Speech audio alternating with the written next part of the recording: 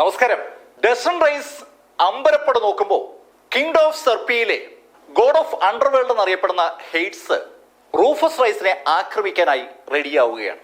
Rufus റൈസിനെ നേരെ നോക്കിക്കൊണ്ട് മാർഷ് ഹെയ്റ്റ്സ് പെട്ടെന്ന് അയാളുടെ കൈ അന്തരീക്ഷത്തിലേക്ക് കൊണ്ടുവന്ന് അവിടെ വായുവിനെ ഇങ്ങനെ കൂട്ടും പോലൊരു ആക്ഷൻ, ചുറ്റുമുള്ള വായുവിനെ അയാൾ മുന്നോട്ട് വലിച്ചതുപോലൊരു തോന്നൽ.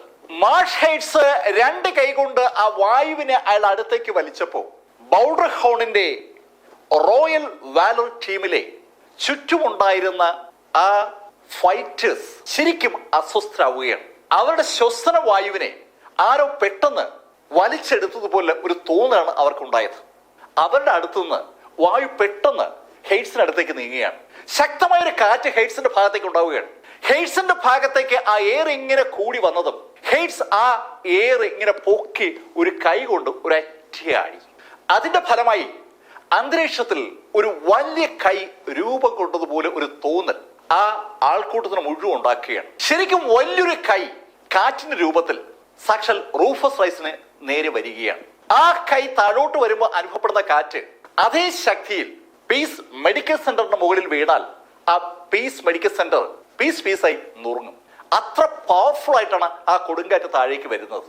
ഈ കാഴ്ച ഒരു കാര്യം വിളിച്ചു പറയുകയാണ്. ഗോഡ് ഓഫ് അണ്ടർവേൾഡ് എന്നറിയപ്പെടുന്ന മാർഷ് ഹെയ്റ്റ്സ് ശരിക്കും ഒരു അൾട്ടിമേറ്റ് ഗ്രാൻഡ് മാസ്റ്റർ ആണ്. ഒരു മാർഷൽ ആർട്ടിസ്റ്റ് ഡിവിനിറ്റി നേടുക എന്ന് പറയുന്നത് തന്നെ വലിയ സംഭവമാണ്. ഡിവൈൻ മാർഷൽ ആർട്ടിസ്റ്റുകൾ ഒരുപാട് മുന്നേറിയാൽ ഒരുപാട് വർഷങ്ങളുടെ ശ്രമഫലമായിട്ടാണ് പതുക്കെ ഒരു ഹാഫ് ഗ്രാൻഡ് മാസ്റ്റർ ആവുക. റോയൽ വാലർ ഗിൽഡിന്റെ തലവനായ ക്ലെമൻ ലിങ്കൺ ഏകദേശം ഒരു ഹാഫ് ഗ്രാൻഡ് മാസ്റ്റർ ആണ്. ഹാഫ് ഗ്രാൻഡ് മാസ്റ്ററിൽ നിന്ന് ഗ്രാൻഡ് മാസ്റ്ററിലേക്ക് ഒരുപാട് ദൂരമുണ്ട്. ഗ്രാൻഡ് മാസ്റ്ററിൽ നിന്ന് അൾട്ടിമേറ്റ് ഗ്രാൻഡ് മാസ്റ്ററിലേക്ക് അതിലേറെ ദൂരമുണ്ട്. ഇപ്പോ അവിടെ ആ വായുവിനെ ഒരു കൈയുടെ രൂപത്തിലേക്ക് മാറ്റിയിരിക്കുന്ന സാക്ഷാൽ മാർഷ് ഹെയ്റ്റ്സ് ഒരു അൾട്ടിമേറ്റ് ഗ്രാൻഡ് മാസ്റ്റർ ആണ്. അൾട്ടിമേറ്റ് ഗ്രാൻഡ് മാസ്റ്റർ എന്ന് പറഞ്ഞാൽ മനുഷ്യ രൂപത്തിലുള്ള ഒരു ന്യൂക്ലിയർ ബോംബാണ്. ശരിക്കും പവർഫുൾ ആണ് അൾട്ടിമേറ്റ് ഗ്രാൻഡ് മാസ്റ്റർ. എന്തിനേയും നശിപ്പിക്കാനുള്ള കപ്പാസിറ്റി അൾട്ടിമേറ്റ് ഗ്രാൻഡ് മാസ്റ്റർക്ക് ഉണ്ട്. ആ കപ്പാസിറ്റിയുള്ള അൾട്ടിമേറ്റ് ഗ്രാൻഡ് മാസ്റ്റർ ആയ മാർഷ് ഹെയ്റ്റ്സ് ആണ് ഇവിടെ അമാനുഷികമായ ശൈലിയിൽ ഒരു കൈ ഉണ്ടാക്കിയിരിക്കുന്നതും ആ കൈ കൊണ്ട് റൂഫസ് റൈസിന് നേരെ ആക്രമിക്കുന്നതും. ഡസ്റ്റന്റെ അച്ഛൻ റൂഫസ് റൈസിന് ഹെയ്റ്റ്സിന്റെ ആ ശക്തമായ ആക്രമണത്തെ പ്രതിരോധിക്കാൻ കഴിയുമോ ഇല്ലയോ എന്ന സംശയം ആ സമയത്ത് ഡസ്റ്റനുണ്ട്. ഡസ്റ്റനും റൂഫസും തമ്മിൽ ഒരു ഉടക്കുണ്ട്. അതുകൊണ്ട് തന്നെ റൂഫസിനെ സഹായിക്കാൻ ഡസ്റ്റന് മടിയുണ്ട്. പക്ഷേ ആ സമയത്ത് റൂഫസിനെ ഡസ്റ്റൻ സഹായിച്ചില്ലെങ്കിൽ അത് പിന്നീട് ഒരു മനസ്താപാവുമെന്ന് തോന്നിയ ആ നിമിഷത്തിൽ ഡസ്റ്റിൻ മുന്നോട്ട് കുതിക്കാനായി വലത് കാല് മുന്നോട്ട് വെച്ച ആ നിമിഷത്തിൽ വെളുത്ത വസ്ത്രധാരിയായ ഒരു മനുഷ്യൻ പെട്ടെന്ന് റൂഫസിനെ പിടിച്ചങ്ങ് മാറ്റി. അയാൾ എപ്പോഴാണ് അവിടേക്ക് വന്നതെന്ന് ആരും കണ്ടില്ല. അയാൾ പെട്ടെന്ന് റൂഫസിനെ പിടിച്ചു മാറ്റിയായിരുന്നു. ഇടത് കൈ കൊണ്ട് റൂഫസിനെ പിടിച്ചു മാറ്റി അയാൾ വലത് കൈ ഒന്നിങ്ങനെ ഉയർത്തുകയാണ്. ശരിക്കും ആകാശത്തേക്ക് ആ കൈ ഉയർന്നപ്പോ ആ കൈ ഉയർത്തിയ അതേ വേഗതയിൽ അയാളുടെ തൊട്ടു മുന്നിലായി സുവർണ നിറത്തിലുള്ള ഒരു മതില് പെട്ടെന്നങ്ങ് ഉണ്ടായി. ഇതൊക്കെ കണ്ണഞ്ചിക്കുന്ന വേഗതയിലാണ് നടക്കുന്നത്. ആ സുവർണ റേസ് കൊണ്ടുള്ള മതിലുണ്ടായ അതേ നിമിഷത്തിലാണ് ആ മതിലിലേക്ക് മാർഷ് ഹെയ്റ്റ്സിന്റെ ആ അമാനുഷികമായ കൈ വന്ന് പതിക്കുന്നത്. ശരിക്കും പവർഫുൾ ആയിട്ടുള്ള ഒരു പഞ്ചാണ് ഇവിടെ മാർഷ് ഹെയ്റ്റ്സ് നടത്തിയത്. ആ പഞ്ച് ആ സുവർണ നിറത്തിലുള്ള മതിലിടിച്ച് ചിതറുന്നത് വല്ലാത്തൊരു അമ്പരപ്പോട് കൂടിയാണ് മാർഷ് ഹെയ്റ്റ്സ് കണ്ടത്. ശരിക്കും അമ്പരപ്പിക്കുന്ന ഒരു രംഗമാണത്. മാർഷ് ഹെയ്റ്റ്സും ആ മനുഷ്യൻ തമ്മിലുള്ള അകലം ഏകദേശം 10 അടി വരും. 10 അടി അകലത്തിൽ തൊട്ടു മുന്നിലായി വെളുത്ത വസ്ത്രധാരിയായ ആ മനുഷ്യൻ വന്നതും ഒരു സുവർണ മതിലുണ്ടാക്കിയതും ആ മതിൽ അയാളുടെ അതിശക്തമായ ആക്രമണത്തെ തടുത്തതും അമ്പരപ്പൊടിയാണ് മാർഷ് ഹെയ്റ്റ്സ് കണ്ടത്. ഒരു നിമിഷത്തെ അമ്പരപ്പിന് ശേഷം അയാൾ ആ മനുഷ്യനോട് ചോദിച്ചു, ഏയ് നിങ്ങൾ ആരാ? എന്നെ നിങ്ങൾക്ക് വിറ്റ്കിൻസ് എന്ന് വിളിക്കാം. വിറ്റ്കിൻസ് എന്ന് കേട്ടതും മാർഷ് ഹെയ്റ്റ്സ് അയാളോട് ചോദിച്ചു, നിങ്ങള് നെസ്റ്റർ വിറ്റ്കിൻസ് ആണല്ലേ, ആ കൊട്ടാരത്തിലെ അമാനുഷികനായ പടയാളി? ഹേയ്, അങ്ങനെയൊന്നുമില്ല, അതൊക്കെ ആളുകൾ എന്നെ കുറിച്ച് വെറുതെ പറയുന്നതാണ്. താൻ അമാനുഷികനായ പടയാളി അല്ല എന്ന് നെസ്റ്റർ വിറ്റ്കിൻസ് മാർഷിനോട് പറയുകയാണ്. മാർഷ് ഹെയ്റ്റ്സും അയാൾക്കൊപ്പമുള്ള ഹാൾ ഓഫ് ഗോഡ്സിലെ ബാക്കി ആ ഗോഡുകളും ശരിക്കും തന്ത്രപരമായി ഉണ്ടാക്കിയെടുത്തൊരു പ്ലാൻ ദാ ഇവിടെ പൊളിയാൻ പോവുകയാണോ എന്നൊരു സംശയം പെട്ടെന്ന് മാർഷിനുണ്ടായി. വെസ്റ്റ് ലൂക്കോസിയയിൽ വെച്ച് റൂഫസ് റൈസിനെ ഒന്നും ചെയ്യാൻ കഴിയില്ല എന്ന് കിങ്ഡം ഓഫ് സെർപ്പിയയ്ക്ക് അറിയാം. വെസ്റ്റ് ലുക്കോസിക്ക് അകത്തുള്ള കിങ്ഡം ഓഫ് സെർപ്പിയയുടെ ചാരന്മാർ റൂഫസ് റൈസ് ആൽബർട്ടുമായി വെസ്റ്റ് ലുക്കോസിൽ നിന്ന് സ്വിൻഡനിലേക്ക് തിരിച്ച ഇൻഫർമേഷൻ പാസ് ചെയ്ത നിമിഷത്തിൽ അവർ കിങ്ഡം ഓഫ് സെർപ്പിയിൽ നിന്ന് സ്വിൻഡനിലേക്ക് തിരിച്ചതാണ്. റൂഫസ് റൈസും ആൽബർട്ടും സ്വിൻഡനിലെ എയർപോർട്ടിൽ ഇറങ്ങി കാറിൽ ഡാലിയുടെ കല്യാണ മണ്ഡപത്തിലേക്കും തുടർന്ന് ഡാലിയുടെ വീട്ടിലേക്കും അവിടെ നിന്ന് പീസ് മെഡിക്കൽ സെന്ററിലേക്കും എത്തുമ്പോൾ ഈ ടീമും അവിടെ എത്തിയിരുന്നു. ഇതുപോലൊരു ചാൻസ് അവർക്ക് വേറെ കിട്ടില്ലെന്ന് അറിയാം. അവർക്കറിയാം റൂഫസ് റൈസിനൊപ്പമുള്ള ആൽബർട്ട് അതിശക്തനാണ്. ആൽബർട്ടിനെ റൂഫസ് റൈസിനടുത്ത് നിന്ന് മാറ്റുക എന്നുള്ളതാണ് ആദ്യത്തെ ടാർഗറ്റ്. ആ ടാർഗറ്റ് കംപ്ലീറ്റ് ചെയ്യാനായിട്ടാണ് ആ 4 ഗോഡുകളെയും കൊണ്ടുവന്നത്. ഏരിസിനെയും അഥീനയും അപ്പോളയും കൂടെയുള്ള മറ്റേ ഗോഡിനെയും. അവർ അത് വളരെ ഭംഗിയായി കൈകാര്യം ചെയ്തതാണ്. ആൽബർട്ടിനെ റൂഫസിനടുത്ത് നിന്ന് അവർ ഒത്തിരി ദൂരേക്ക് മാറ്റിക്കഴിഞ്ഞു. ഇനി റൂഫസിനെ രക്ഷിക്കാൻ ആരുമില്ല എന്ന് ഏരിസും അഥീനയും ഉൾപ്പെടെയുള്ള ആ ടീം തീരുമാനിച്ച അതേ നിമിഷത്തിലാണ് ഹെയ്ഡ്സിന്റെ ആ പഞ്ച് തടുത്തുകൊണ്ട് നെസ്റ്റർ വിൽക്കിൻസ് രംഗത്ത് വന്നിരിക്കുന്നത്. ശരിക്കും ഒരു അൾട്ടിമേറ്റ് ഗ്രാൻഡ് മാസ്റ്റർ ആണ് മാർഷ് ഹെയ്ഡ്സ്. മാർഷ് ഹെയ്ഡ്സിന്റെ അതിശക്തമായ പഞ്ചിനെയാണ് ഇവിടെ നെസ്റ്റർ തടുത്തിരിക്കുന്നത്. അതിന്റെ അർത്ഥം നെസ്റ്റർ മാർഷിനൊപ്പം ശക്തനാണെന്നാണ്. ആ ധാരണ മാർഷിനും കൂടെയുള്ള ഗോഡ്സിനുമുണ്ട്. ആൽബർട്ടിനോട് ഫൈറ്റ് ചെയ്തുകൊണ്ടിരിക്കുമ്പോഴും ഏരിസിന്റെയും അതുപോലെ അഥീനയുടെയും അപ്പോളോയുടെയൊക്കെ ശ്രദ്ധ ഹെയ്ഡ്സും റൂഫസും തമ്മിലുള്ള ആ ഏറ്റുമുട്ടലിലായിരുന്നു. റൂഫസിനെ കൊന്നു കഴിഞ്ഞാൽ ആ നിമിഷത്തിൽ അവർക്ക് സ്ഥലം വിടണം. അതുകൊണ്ടാണ് ആ ഭാഗത്തേക്ക് അവർ ശ്രദ്ധിച്ചുകൊണ്ടിരുന്നത്.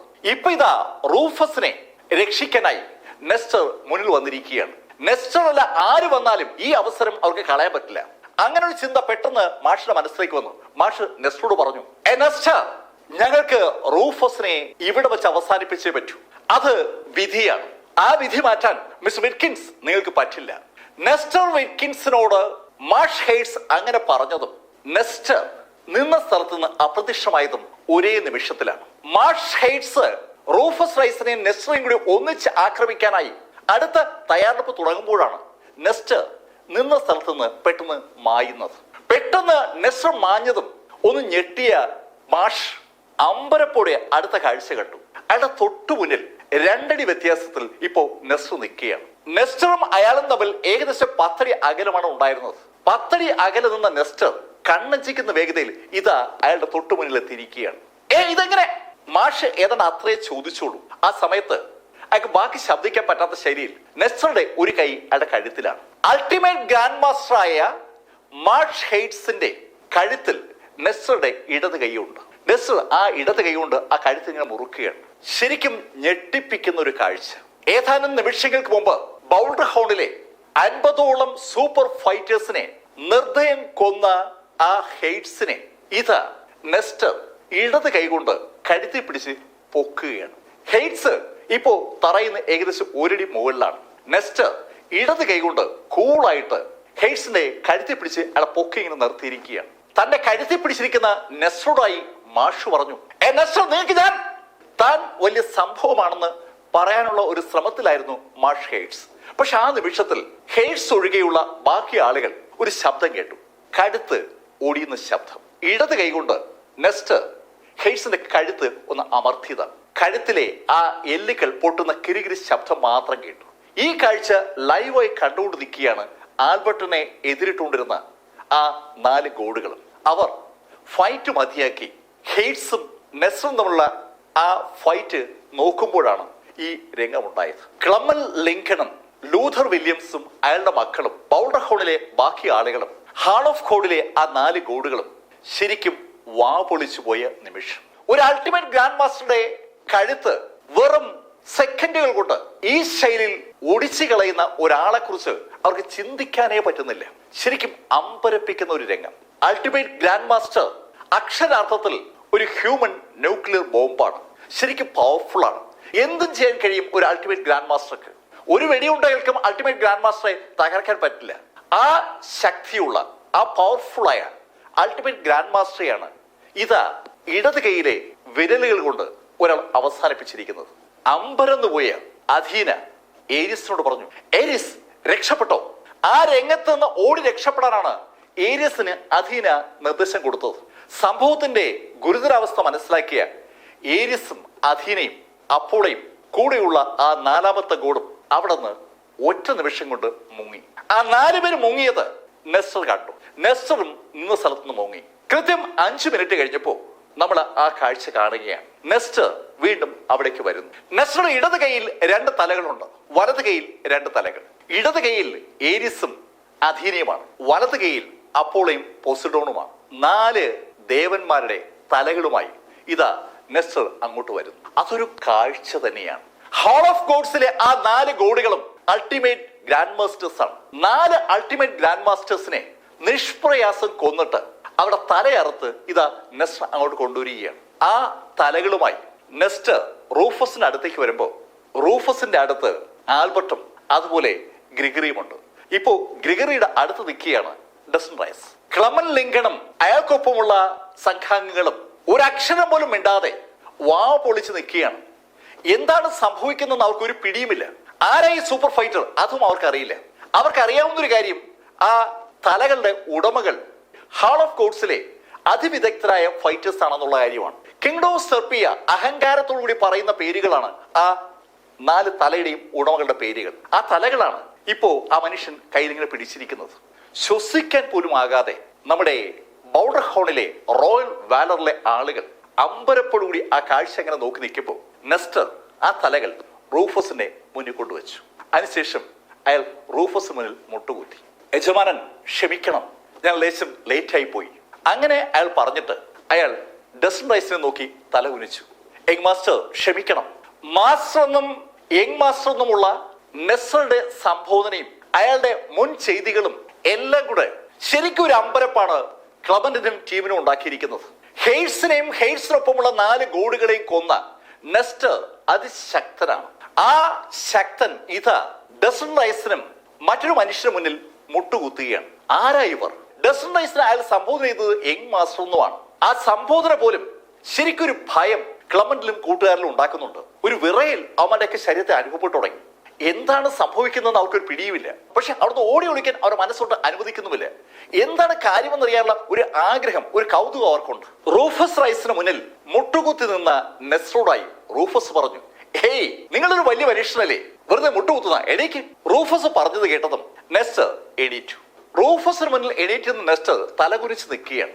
ഒരു യജമാനന് മുന്നിൽ അടിമ തലകുനിച്ച് നിൽക്കുന്ന പോലെ ഒരു നിൽപ്പ്. അത് കണ്ടതും റൂഫസ് നെസ്റ്ററോട് പറഞ്ഞു, നീ എന്നെ ഫോളോ ചെയ്യുകയായിരുന്നല്ലേ? മാസ്റ്റർ ക്ഷമിക്കണം, എന്നോട് എന്റെ യജമാനൻ പറഞ്ഞത് അങ്ങേക്ക് സംരക്ഷണം കൊടുക്കണമെന്നാണ്. വെസ്റ്റ് ലുക്കോസിയിൽ നിന്ന് പ്രിൻസ് ഓഫ് തെസ്വ എന്ന റൂഫസ് റൈസ് യാത്ര തിരിച്ച നിമിഷം മുതൽ അദ്ദേഹത്തിന്റെ പിന്നിൽ അപകടവും ഉണ്ടായിരുന്നു. അതുകൊണ്ട് തന്നെ പ്രിൻസ് ഓഫ് തെസ്വയെ രക്ഷിക്കാൻ ഇടപെടണമെന്ന് നെസ്റ്ററോട് അയാളുടെ യജമാനാണ് ആവശ്യപ്പെട്ടത്. ആ കാര്യമാണ് നെസ്റ്റർ ഇപ്പോ റൂഫസിനോട് പറയുന്നത്. അത് കേട്ടതും റൂഫസ് പറഞ്ഞു, എന്നെ രക്ഷിക്കാനോ?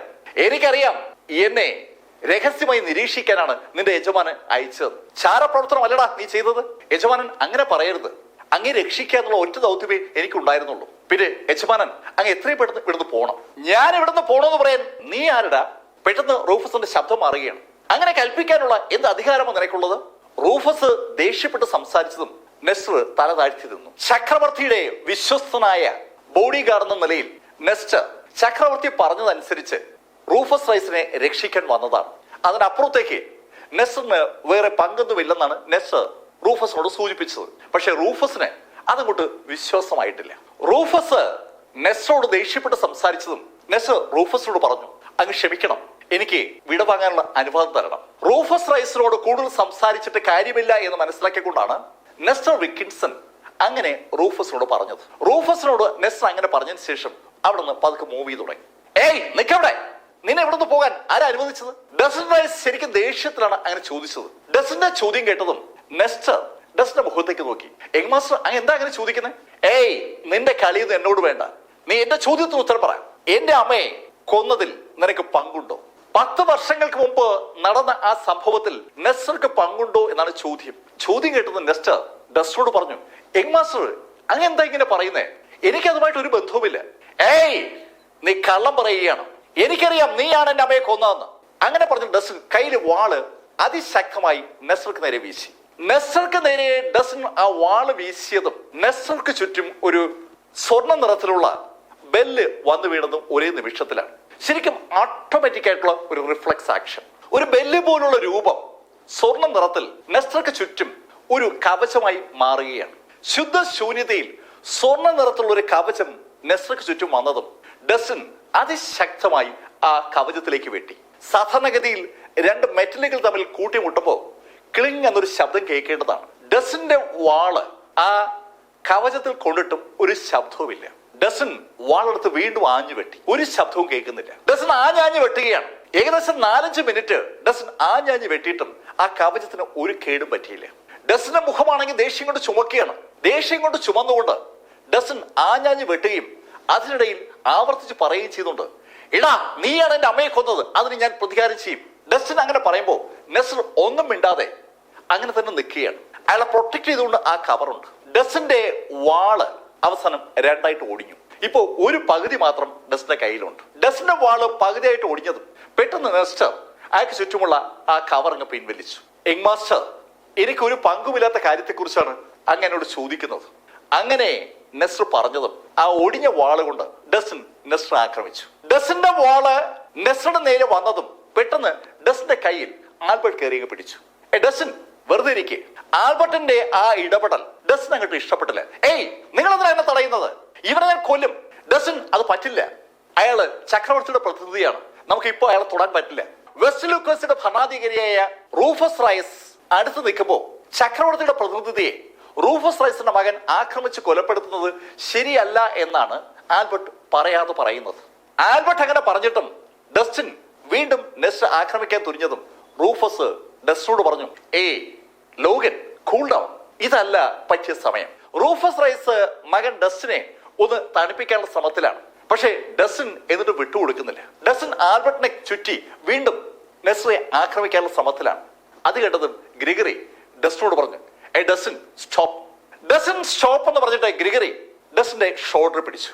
ആ കൂട്ടത്തിൽ ആര് പറഞ്ഞാലാണ് ഡസ്റ്റിൻ അനുസരിക്കുക എന്നുള്ളത് ആ നിമിഷത്തിൽ സകലർക്ക് ബോധ്യമാവുകയാണ്. പെട്ടെന്ന് ഡസ്റ്റിൻ നിന്നു. ഗ്രിഗറി ജോൺസ് ഡസ്റ്റിനെ സംബന്ധിച്ചിടത്തോളം ആത്മാവിന്റെ ഭാഗമാണെന്ന് ആ നിമിഷം വിളിച്ചു പറയുകയാണ്. ഗ്രിഗറി ഡസ്റ്റിനോട് പറഞ്ഞു, ഡസ്റ്റിൻ വിട്ടേക്ക്, പ്രതികാരം ചെയ്യാനുള്ള സന്ദർഭം ഇതല്ല. ഡസ്റ്റിൻ റൈസിനെ ഗ്രിഗറി ജോൺസ് പിടിച്ചു നിർത്തിയതും നെസ്റ്റർ അവരുടെ യാത്ര പറഞ്ഞ് അവിടുന്ന് വേഗം പുറത്തേക്ക് ഇറങ്ങി. അയാൾ പുറത്തേക്ക് പോയതും ഗ്രിഗറി ഡസ്റ്റിനോട് ചോദിച്ചു, ഡസ്റ്റിൻ, ഇത്ര ദേഷ്യപ്പെടേണ്ട കാര്യം എന്താണ്? നെസ്റ്ററെ ഇവിടെ വെച്ച് ആക്രമിച്ചാലുള്ള കുഴപ്പങ്ങളെ കുറിച്ച് ഡസ്റ്റിന് അറിയില്ലേ? അത് കേട്ടതും ഡസ്റ്റിൻ ഒന്ന് ചിരിച്ചു. അതിന് ആരാ ദേഷ്യപ്പെട്ടത്? ഡസ്റ്റിൻ, ഹേയ് കുടിയ, ഞാനേ അവനൊന്ന് പറ്റിച്ചതല്ലേ. അവന് എന്നെ കുറിച്ച് ഒരു വിലയിരുത്തലുണ്ട്. ആ വിലയിരുത്തൽ തെറ്റാതിരിക്കാൻ വേണ്ടിയാണ് ഞാൻ അങ്ങനെ ആക്ട് ചെയ്തത്. റൂഫസ് റൈസിനും ആൽബർട്ടിനും അത് കേട്ടപ്പോ ഒരു ആശ്വാസം. ആൽബർട്ട് പെട്ടെന്ന് ഡസ്റ്റിനോട് ചോദിച്ചു, ഹേയ് ഡസ്റ്റിൻ, അത് എന്ത് ആക്ടാ? ശരിക്കും ഞങ്ങൾ പേടിച്ചുപോയി, ഞങ്ങൾ ആകെ കൺഫ്യൂസ്ഡ് ആയിപ്പോയി. റൂഫസ് റൈസിന്റെ സാന്നിധ്യത്തിൽ ചക്രവർത്തിയുടെ പ്രതിനിധിയെ മകനായ ഡസ്റ്റിൻ റൈസ് ആക്രമിക്കുന്നത് ഒരു കാരണവശാലും ന്യായീകരിക്കാൻ കഴിയുന്ന കാര്യമല്ല.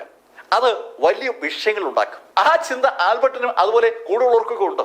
പെട്ടെന്ന് റൂഫസ് റൈസ് പറഞ്ഞു, അവൻ എന്റെ മോനല്ലേ. റൂഫസ് റൈസ് ചിരിച്ചുകൊണ്ട് അങ്ങനെ പറഞ്ഞത്. റൂഫസ് അങ്ങനെ പറയുമ്പോൾ നെസ്റ്റർ ഒരു കാറിൽ യാത്ര ചെയ്യുകയാണ്. നെസ്റ്റർക്കൊപ്പം ആ കാറിൽ സുമുഖനായ ഒരു ചെറുപ്പക്കാരനുണ്ട്. ആ ചെറുപ്പക്കാരനെ നമ്മളൊന്ന് സൂക്ഷിച്ചു നോക്കിയാൽ അത് പുരുഷനാണോ സ്ത്രീയാണോ എന്ന് നമുക്ക് തന്നെ സംശയം തോന്നും. അത്ര ക്യൂട്ടായിട്ടുള്ള മുഖമാണ് ആ ചെറുപ്പക്കാരൻ്റെ. ആ ചെറുപ്പക്കാരൻ സ്ത്രീകൾ ഉപയോഗിക്കുമ്പോഴുള്ള മേക്കപ്പ് സാധനങ്ങളൊക്കെ ഉപയോഗിച്ചിട്ടുണ്ടോ എന്നും ഒരു സംശയം തോന്നും. ചുണ്ടുകൾ ചുവപ്പിച്ചിട്ടുണ്ട്, അതുപോലെ കണ്ണുകൾ എഴുതിയിട്ടുമുണ്ട്. ശരിക്കും ഒരു സ്ത്രീയുടേതായ ശൈലിയിൽ അയാൾ അണിഞ്ഞൊരുങ്ങിയിരിക്കുകയാണ്. ബോധപൂർവം അയാൾ ഒരു ആൾമാറാട്ടത്തിന് ശ്രമിക്കുകയായിരുന്നു എന്ന് ഒരു സംശയം തോന്നും.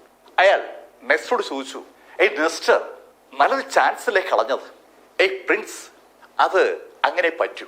ഇവിടെ വെച്ച് റൂഫസ് കൊല്ലപ്പെടാൻ പാടില്ല. റൂഫസ് റൈസിനെ സംരക്ഷിക്കാൻ നെസ്റ്റർക്ക് ആജ്ഞ കൊടുത്തത് സാക്ഷാൽ ചക്രവർത്തി തന്നെയാണ്. അതുകൊണ്ട് ആ ആജ്ഞ നെസ്റ്റർക്ക് പാലിച്ചേ പറ്റൂ. എന്നാൽ അതേ സമയത്ത് റൂഫസ് റൈസിനെതിരെ എന്തോ ചെയ്യാൻ പ്രിൻസ് ആവശ്യപ്പെട്ടിരിക്കുന്നതിന്റെ ഒരു സൂചന അവരുടെ സംഭാഷണത്തിലുണ്ട്. നെസ്റ്റർ അത് പറഞ്ഞതും പ്രിൻസ് എന്ന് വിളിക്കപ്പെട്ട ആള് നെസ്റ്ററോട് ചോദിച്ചു, അല്ല ഇവിടെ വെച്ച് കൊന്നാൽ എന്താ കുഴപ്പം? പ്രിൻസ്, എനിക്ക് ചക്രവർത്തി ഒരു ചുമതല നൽകിയിരുന്നു, അറിയാമല്ലോ, റൂഫസിനെ രക്ഷിക്കാന്നുള്ളതെന്ന ആ ചുമതല. ഞാനത് പാലിച്ചില്ലെങ്കിൽ ചക്രവർത്തി നമുക്കെതിരാവും. അതുമാത്രമല്ല, അത് പിന്നെ വലിയ പ്രശ്നവുമാകും. പ്രിൻസിന് അറിയാമല്ലോ, റൂഫസ് അതിശക്തനാണ്. റൂഫസിന്റെ കയ്യിൽ വൻ സൈന്യമുണ്ട്. അയാളുടെ ഷാഡോ സൈന്യവും അയാൾക്കൊപ്പമുള്ള ജനറൽ സൈന്യവും ചേർന്ന് ഒരു വൻ ടീം തന്നെ വെസ്റ്റ് ലുക്കോസിയിലുണ്ട്. അവർ ഡ്രാഗൺ മാർഷിന്റെ തലസ്ഥാനത്തേക്ക് ഒരു ആക്രമണം നടത്തിയാൽ പിടിച്ചു നിൽക്കാൻ നമ്മൾ ബുദ്ധിമുട്ട്. ചിലപ്പോ രാജ്യം ശിഥിലമാകും. രാജ്യത്തെ ശിഥിലമാക്കാൻ കപ്പാസിറ്റിയുള്ള വെസ്റ്റ് ലുക്കോസിയുടെ പ്രിൻസ് ഓഫ് തെർസ്വ എന്നറിയപ്പെടുന്ന സാക്ഷാൽ റൂഫസ് റൈസിനെ അതുകൊണ്ട് കൂടിയാണ് സംരക്ഷിക്കാൻ ചക്രവർത്തി ആവശ്യപ്പെട്ടത്. അയാളെ പിണക്കാൻ പറ്റില്ല. അതാണ് നെസ്റ്റർ പറഞ്ഞത്. നെസ്റ്റർ വീണ്ടും പ്രിൻസിനോട് പറഞ്ഞു, നമുക്കിപ്പോ റൂഫസിനെ നിലനിർത്തുന്നതാണ് നല്ലത്. നെസ്റ്റർ എന്തായി പറയുന്നത്? കഴിഞ്ഞ 10 കൊല്ലമായിട്ട് നമ്മൾ വെയിറ്റ് ചെയ്യില്ലേ? 10 കൊല്ലങ്ങൾക്ക് മുമ്പാണ് റൂഫസിന്റെ ഭാര്യ കൊല്ലപ്പെട്ടത്. അന്ന് റൂഫസിനെ കൊല്ലാനും ഒരു പ്ലാൻ ഇട്ടതാണ്. പക്ഷേ അത് നടന്നില്ല. 10 കൊല്ലമായിട്ട് അവർ കാത്തിരിക്കുകയാണ്. ഈ 10 കൊല്ലങ്ങൾക്കിടയിൽ ഒത്തിരി തവണ അസാസിൻസിനെ, വാടക കൊലയാളികളെ റൂഫസിനെ കൊല്ലാനായി ഏർപ്പാടാക്കിയതുമാണ്. പക്ഷെ അവർക്ക് ആർക്കും തന്നെ റൂഫസിനെ കൊല്ലാൻ പറ്റിയിട്ടില്ല. ആ കഥകളൊക്കെ ഓർമ്മയുള്ള പ്രിൻസ് നെസ്റ്ററോട് വീണ്ടും ചോദിച്ചു, നമ്മൾ എന്തിനാ ഇനി കാത്തിരിക്കുന്നത്? പ്രിൻസ്, റൂഫസ് എന്തുകൊണ്ടാ ചോണിയെ ആക്രമിക്കാത്തതെന്ന് നീ എപ്പോഴെങ്കിലും ആലോചിച്ചിട്ടുണ്ടോ? നെസ്റ്ററുടെ ചോദ്യം കേട്ടപ്പോ പ്രിൻസ് അറിയാനുള്ള കൗതുകത്തോടി നെസ്റ്റർ നോക്കിയതും നെസ്റ്റർ പ്രിൻസിനോട് പറഞ്ഞു, അതിന്റെ കാരണം അയാളുടെ മകൻ ആ കിരനാണ്. കിരൺ, അതാണ് അയാളുടെ സമ്പത്ത്. ഡസൻ റൈസ് എന്ന് വിളിക്കപ്പെടുന്ന സാക്ഷാൽ ലോഗൻ റൈസ് കിരണാണ് റൂഫസ് റൈസിന്റെ സമ്പാദ്യം എന്ന് പറയുന്നത്. റൂഫസ് റൈസ് എന്തുകൊണ്ട് തലസ്ഥാനമായ സ്റ്റോണിയെ ആക്രമിക്കുന്നില്ല എന്ന് ചോദിച്ചാൽ അതിന്റെ ഉത്തരം സാക്ഷാൽ ഡസൻ റൈസ് ആണ്. ഡസൻ റൈസിന്റെ ജീവൻ സംരക്ഷിക്കാൻ വേണ്ടി അയാൾ മനഃപൂർവ്വം പ്രശ്നമുണ്ടാക്കാതിരിക്കുന്നതാണ്. നെസ്റ്റർ അയാളുടെ അറിവ് വളരെ വ്യക്തമായിട്ട് തന്നെ പ്രിൻസിനെ ധരിപ്പിക്കുകയാണ്. ഡസ്റ്റിൻ സുരക്ഷിതനായി ഇരിക്കാൻ വേണ്ടി മനഃപൂർവ്വം അയാൾ സംനയനം പാലിക്കുകയാണ്. അത് കേട്ടപ്പോ പ്രിൻസ് നെസ്റ്ററോട് ചോദിച്ചു, അപ്പോ നമുക്ക് ഡസ്റ്റിനെ ഒന്നും ചെയ്യാൻ പറ്റില്ലേ? പ്രിൻസ്, നിന്റെ ചോദ്യം ശരിയാണ്. നമ്മൾ ഡസ്റ്റിനെ തൊട്ടാൽ പ്രശ്നം അവിടെ ആരംഭിക്കും. ഡസ്റ്റിൻ ജീവനോടെ ഇരിക്കുന്നത് കൊണ്ട് മാത്രമാണ് റൂഫസ് സ്റ്റോണിയിലേക്ക് സൈന്യത്തെ അയക്കാത്തത്. സ്റ്റോണിയിൽ വെച്ചാണ് റൂഫസിന്റെ ഭാര്യ കൊല്ലപ്പെട്ടത്. സ്വാഭാവികമായിട്ട് പ്രതികാരം ചോദിക്കാനായി റൂഫസിന്റെ വൻ സൈന്യം സ്റ്റോണിയിലേക്ക് ഇരച്ചു കയറേണ്ടതാണ്. എന്തുകൊണ്ട് ഇരച്ചു കയറിയില്ല എന്നതിന്റെ ഉത്തരം ഇപ്പോ നെസ്റ്റർ പ്രിൻസിനോട് പറഞ്ഞു. അതിന്റെ കാരണം സ്റ്റോണിയിൽ നിന്ന് രക്ഷപ്പെട്ട ഡസ്റ്റിൻ എവിടെയോ ഒളിവിൽ കഴിയുന്നുണ്ടുള്ള കാര്യം റൂഫസ് അറിഞ്ഞതുകൊണ്ടാണ്. എവിടെയാണ് ഡസ്റ്റിൻ ഉണ്ടായിരുന്നതെന്ന് ഈ സമയം വരെയും റൂഫസിന് അറിവുണ്ടായിരുന്നില്ല. മകന്റെ ജീവൻ സംരക്ഷിക്കാൻ വേണ്ടി മനഃപൂർവ്വം റൂഫസ് അയാളുടെ സൈന്യത്തെ പിടിച്ചു നിർത്തിയതാണ്. നെസ്റ്റർ കഥകൾ പതുക്കെ പതുക്കെ പ്രിൻസിനെ ധരിപ്പിച്ചതും പ്രിൻസ് നെസ്റ്ററോട് ചോദിച്ചു, ഈ നെസ്റ്റർ, നമ്മൾ എത്ര കാലം എന്ന് വെച്ചാൽ ഇങ്ങനെ പോവുക? പ്രിൻസ്, അതിന് ഇനി അധിക സമയമൊന്നുമില്ല. റൂഫസിനെ നമ്മൾ ആദ്യം തീർക്കും. റൂഫസിനെ തീർക്കുന്നത് ഇവിടെ ഈ സ്റ്റോണിയിൽ വെച്ചാകരുത്, അങ്ങ് വെസ്റ്റ് ലുക്കോസി വെച്ചാവണം. അവിടെ വെച്ച് റൂഫസ് കൊല്ലപ്പെട്ടാൽ അവിടെ കലാപം ഉണ്ടായിക്കോളും. ആ കലാപം നമുക്ക് ഗുണപ്പെടും. നമുക്ക് അവിടെ ഇടിച്ചു കയറാം. റൂഫസിനെ കൊന്നതിന് ശേഷം നമുക്ക് ഡസ്റ്റിനെ ഇല്ലാതാക്കാം. റൂഫസ് ജീവിച്ചിരിക്കെ ഡസ്റ്റിന് എന്തെങ്കിലും സംഭവിച്ചാൽ റൂഫസ് സ്റ്റോണിയിൽ രക്തപ്പുഴ ഒഴുക്കും. അക്കാര്യം നെസ്റ്റർക്ക് നന്നായിട്ട് അറിയാം. റൂഫസിന്റെ സൈന്യം ഒരു നരനായാട്ട് തന്നെ സ്റ്റോണിയിൽ എമ്പാടും നടത്തും. ആ നരനായാട്ടിൽ ആരൊക്കെ അവസാനിക്കുമെന്ന് പറയാൻ പറ്റില്ല. ശരിക്കും ക്രൂരമായ ഒരു വേട്ടയായിരിക്കും പിന്നെ നടക്കുക. ആ വേട്ട നടക്കാതിരിക്കാൻ വേണ്ടിയാണ് യഥാർത്ഥത്തിൽ ഡസൻ റൈസ് സുൻഡൽ ഉണ്ടെന്നറിഞ്ഞിട്ടും ഡസിനെ തൊടാതെ അവർ വിട്ടിരിക്കുന്നത്. കഥയുടെ പശ്ചാത്തലം പ്രിൻസിനെ ഏകദേശം മനസ്സിലായി. പക്ഷേ ഡസ്റ്റിനെ അങ്ങനെ വളരാൻ വിടുന്നതിൽ പ്രിൻസിന് എന്തോ ഒരു അസ്വസ്ഥതയുമുണ്ട്. നെസ്റ്ററും പ്രിൻസും കൂടി ആ കാര്യങ്ങൾ ചർച്ച ചെയ്യുമ്പോൾ ഇവിടെ പീസ് മെഡിക്കൽ സെന്ററിന് മുന്നിൽ ഡസൻ റൈസിന്റെ ശ്രദ്ധ ക്ലമൻ ലിങ്കണിലേക്ക് തിരിഞ്ഞു. അയാൾ അവിടെ നിന്ന് രക്ഷപ്പെടാൻ ശ്രമിക്കുന്നത് ഡസൻ കണ്ടു. ഡസൻ ആരാണെന്ന് ഇപ്പോ അയാൾക്ക് ഏകദേശം ധാരണയായി. പ്രിൻസ് ഓഫ് തെർസ്വയാണ് അവിടെ നിൽക്കുന്നത്. പ്രിൻസ് ഓഫ് തെർസ്വയുടെ മകനാണ് സാക്ഷാൽ ഡസൻ റൈസ്. എന്ന് പറഞ്ഞാൽ ഡസ്റ്റിൻ കിരണാണ്. കിരണിനെയാണ് താൻ എതിരിട്ടത്. ഇനി അവിടെ നിന്നുകൊണ്ട് വലിയ അർത്ഥമൊന്നുമില്ല. തന്റെ ജീവിതം അവസാനിച്ചുവെന്ന് ക്ലമന്റിന് തോന്നിയപ്പോ ആരുടെയും ശ്രദ്ധയിൽപ്പെടാതെ പുറത്തേക്ക് ഇറങ്ങാൻ തുടങ്ങിയ ക്ലമന്റ് ഡസന്റെ ശ്രദ്ധയിൽപ്പെട്ടതാണ്. ഡസൻ ക്ലമന്റിനോട് പറഞ്ഞു, അവിടെ നിന്നില്ല, കിരൺ ക്ഷമിക്കണം, അറിയാതെ പറ്റിപ്പോയതാണ്. ക്ലമൻ, നിനക്ക് ഞാൻ ഒരുപാട് ചാൻസ് നൽകിയതാണ്, ഇനി ഒരു ചാൻസ് ഇല്ല. അങ്ങനെ പറഞ്ഞുകൊണ്ട് ഡസ്റ്റിൻ കയ്യിലിരുന്ന ആ മുറിവാള് പെട്ടെന്ന് വായുവിലേക്ക് എറിഞ്ഞു.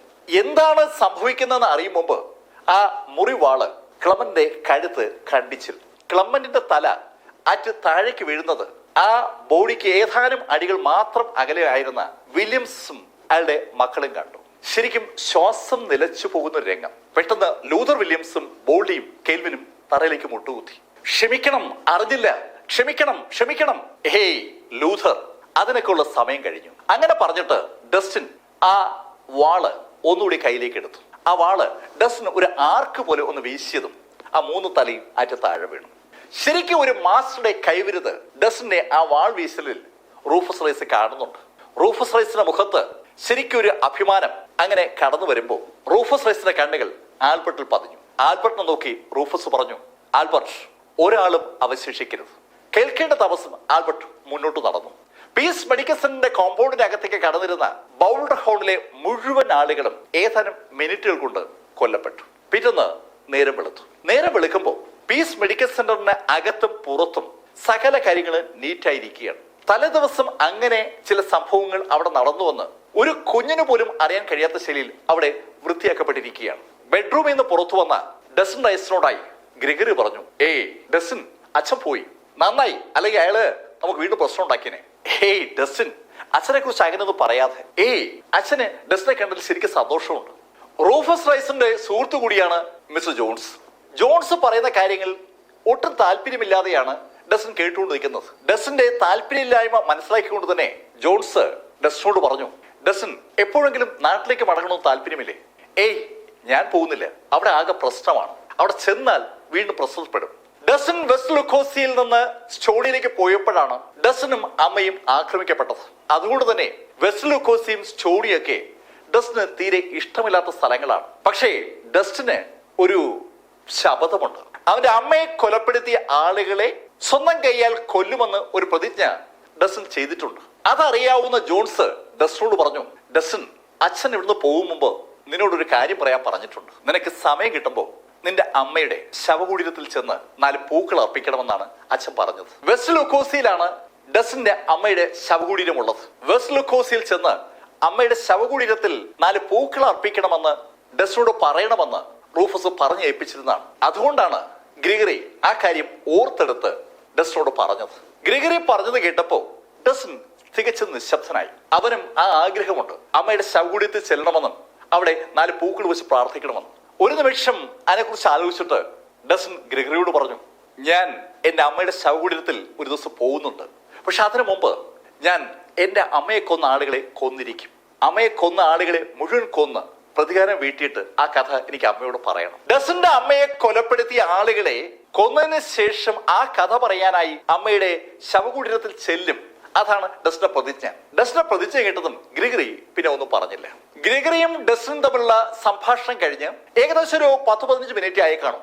അപ്പൊ സമയം രാവിലെ 8 മണിയാണ്. അപ്പോഴാണ് ഡാലിയ നിക്കോൾസൺ അകത്തേക്ക് വന്നത്. ഡാലിയ ശരിക്കും സന്തോഷത്തിലാണ്. ഡസനെ കണ്ട് ചിരിച്ചുകൊണ്ടാണ് ഡാലി വരുന്നത്. ഡാലിയുടെ സന്തോഷം കണ്ടതും ഡസൻ ഡാലിയോട് ചോദിച്ചു, ഏയ്, എന്തുപറ്റി, ആകെ സന്തോഷത്തിലാണല്ലോ. ഡസൻ, എന്നൊന്ന് പുകഴ്ത്തിയേ. നിന്നെ പുകഴ്ത്താനോ? അതെ, എന്നൊന്ന് പുകഴ്ത്ത്. അത് കേട്ടത് ഡസൻ കൗതുകത്തോടെ ഡാലിയെ നോക്കിയിട്ട് ഡാലിയോട് പറഞ്ഞു, ഹേയ് സുന്ദരിയായ മിസ് നിക്കോൾസൺ, നിങ്ങൾക്ക് സ്വാഗതം. ഡസൻ, അങ്ങനെയല്ല, കുറെ കൂടി പുകഴ്ത്ത്. ഡാലിയെ കാര്യം പറയാം. ഡസൻ, ഞങ്ങളെ ഗ്ലൻസ്റ്റഡിലെ നിക്കോൾസൺ കുടുംബം അവിടെ ഭാഗമാക്കിയിരിക്കുകയാണ്. ഹാ, അത് വലിയ കാര്യമാണല്ലോ. ഡസൻ, കേക്ക്, ഒരു കാര്യം കൂടിയുണ്ട്. ഗ്ലൻസ്റ്റഡിലെ നിക്കോൾസൺ കുടുംബത്തിന്റെ പുതിയ ഹെഡിനെ തീരുമാനിക്കുമ്പോൾ പൊട്ടൻഷ്യൽ കണ്ടസ്റ്റന്റായി എന്നെ കൂടി ഉൾക്കൊള്ളിച്ചിരിക്കുകയാണ്. ഗ്ലൻസ്റ്റൺ കുടുംബത്തിന്റെ ഭാഗമാക്കി സ്വിൻഡനിലെ നിക്കോൾസൺ കുടുംബത്തെ കൂടെ മാറ്റുമെന്ന് പറഞ്ഞു കേട്ട് തുടങ്ങിയിട്ട് കുറെ നാളായിരുന്നു. ഇപ്പോഴാണ് അത് യാഥാർത്ഥ്യമായത്. ഗ്ലൻസ്റ്റഡിലെ നിക്കോൾസൺ കുടുംബം എന്ന് പറഞ്ഞാൽ വലിയ കുടുംബമാണ്. ആ കുടുംബത്തിന്റെ ഭാഗമായിട്ട് ഒന്ന് ഏച്ചു കെട്ടും പോലെ ഹെൻറിയുടെ കുടുംബത്തെ കൂടി ഏച്ചു കെട്ടുമെന്നാണ് യഥാർത്ഥത്തിൽ ഡാലിയ കരുതിയിരുന്നത്. പക്ഷെ ഡാലിയുടെ ആ ധാരണകളെ മാറ്റിമറിച്ചുകൊണ്ട് ഗ്ലൻസ്റ്റഡ് നിക്കോൾസൺ കുടുംബം ഡാലിയെ പൊട്ടൻഷ്യൽ മത്സരാർത്ഥിയായി തെരഞ്ഞെടുത്തിരിക്കുകയാണ്. ഇപ്പോ നിക്കോൾസൺ കുടുംബത്തിന്റെ ഭരണാധികാരി എന്ന് പറയുന്നത് റെഗുലസ് നിക്കോൾസൺ ആണ്. റെഗുലസ് നിക്കോൾസന് ശേഷം അടുത്തതായി തലപ്പത്ത് വരാൻ പോകുന്ന ആളുകളെ ഇപ്പോഴേ ലിസ്റ്റ് ചെയ്യുകയാണ്. ആ ലിസ്റ്റിൽ ഒരാള് സാക്ഷൽ ഡാലിയ നിക്കോൾസൺ ആണ്. തികച്ചും അമ്പരപ്പിക്കുന്ന സെലക്ഷനാണ്. ആ സന്തോഷമാണ് ഡാലിയ ഡസനോട് പങ്കുവച്ചത്. അത് കേട്ടതും ഡസൻ ഡാലിയെ ശരിക്കും പുകഴ്ത്തി. ഹാ, ഇത് കൊള്ളാമല്ലോ ഡാലിയ, ശരിക്കും അമ്പരപ്പിക്കുന്നതാണല്ലോ. നിന്റെ നേട്ടത്തിൽ ഞാൻ ആത്മാർത്ഥമായി സന്തോഷിക്കുന്നു. നിന്നെ എല്ലാവിധത്തിലും അഭിനന്ദിക്കാൻ ഞാൻ ഈ അവസരം വിനിയോഗിക്കുകയാണ്. വളരെ ഔപചാരികമായിട്ടൊക്കെയാണ് ഡസൻ റൈസ് ആ കാര്യം ഡാലിയോട് പറഞ്ഞത്. അത് കേട്ടതും ഡാലിയ ഡസനെ കയ്യിലിങ്ങ് പിടിച്ചു. ബാ ബാ ബാ, എവിടേക്ക്? ഏയ് ഡസൻ, എന്റെ വീട്ടിലേക്ക് വാ. എന്തിന്? ഇന്നേ എന്റെ വീട്ടിൽ അവരൊക്കെ വരുന്നുണ്ട്. ആര്? ഗ്ലൻസ്റ്റഡിൽ നിന്ന് ആളുകൾ വരുന്നുണ്ട്. അപ്പൊ ഡസ്റ്റും കൂടെ വേണം. ഗ്ലൻസ്റ്റഡിൽ നിന്ന് നിക്കോൾസൺ കുടുംബത്തിലേക്ക് പ്രതിനിധികൾ എത്തുകയാണ്. ഗ്ലൻസ്റ്റഡിലെ നിക്കോൾസൺ കുടുംബത്തിൽ നിന്ന് ഡാലിയെ അവരുടെ ഫാമിലിയിലെ പൊട്ടൻഷ്യൽ മത്സരാർത്ഥിയായി തെരഞ്ഞെടുത്തുകൊണ്ടുള്ള അറിയിപ്പ് കൊടുക്കാനായി അവിടെ നിന്ന് പ്രതിനിധികൾ വരികയാണ്, അല്ലെങ്കിൽ അതിഥികൾ എത്തുകയാണ്. ആ സമയത്ത് ഡസ്റ്റിൻ കൂടി കൂടെ ഉണ്ടാവണമെന്നാണ് ഡാലിയുടെ ആഗ്രഹം. ഡസ്റ്റിന് എന്തെങ്കിലും പറയാൻ കഴിയുമ്പോൾ ഡാലിയ ഡസ്റ്റിന്റെ കൈ പിടിച്ച് പുറത്തേക്ക് അടക്കുകയാണ്. ഡസ്റ്റിനെ നിരസിക്കാൻ കഴിയുമ്പോൾ ഡാലിയ ഡസ്റ്റിനുമായി റോഡിലെത്തി എന്ന് പറഞ്ഞാൽ മതിയല്ലോ. ഡാലിയ നിക്കോൾസനും ഡസ്റ്റിൻ റൈസും കൂടി നിക്കോൾസൺ കുടുംബത്തിൽ എത്തുമ്പോൾ അവിടെ പ്രധാന ഹാളിൽ ഒരു കസേരയിൽ ഒരു ലേഡി അങ്ങനെ ഇരിക്കുകയാണ്. ആ ലേഡിയുടെ ഒരു വശത്ത് ജെയിൻ നിക്കോൾസ് ഇരിപ്പുണ്ട്, മറുവശത്ത് ഡക്കോട്ട നിക്കോൾസ് ഇരിപ്പുണ്ട്. ജെയിംസും ഫ്ലോറൻസും ആ ഹാളിൽ അങ്ങനെ നിൽക്കുകയാണ്. ഡാലിയും ഡസ്റ്റിനും മുറിക്കുള്ളിലേക്ക് കയറപ്പോ ഫ്ലോറൻസ് ഡാലിയെ കണ്ടു. ഡാലിയെ കണ്ടതും ഫ്ലോറൻസ് സന്തോഷത്തോടെ ഡാലിയുടെ അടുത്തേക്ക് വന്നു. ഡാലി ഇത് കണ്ടോ?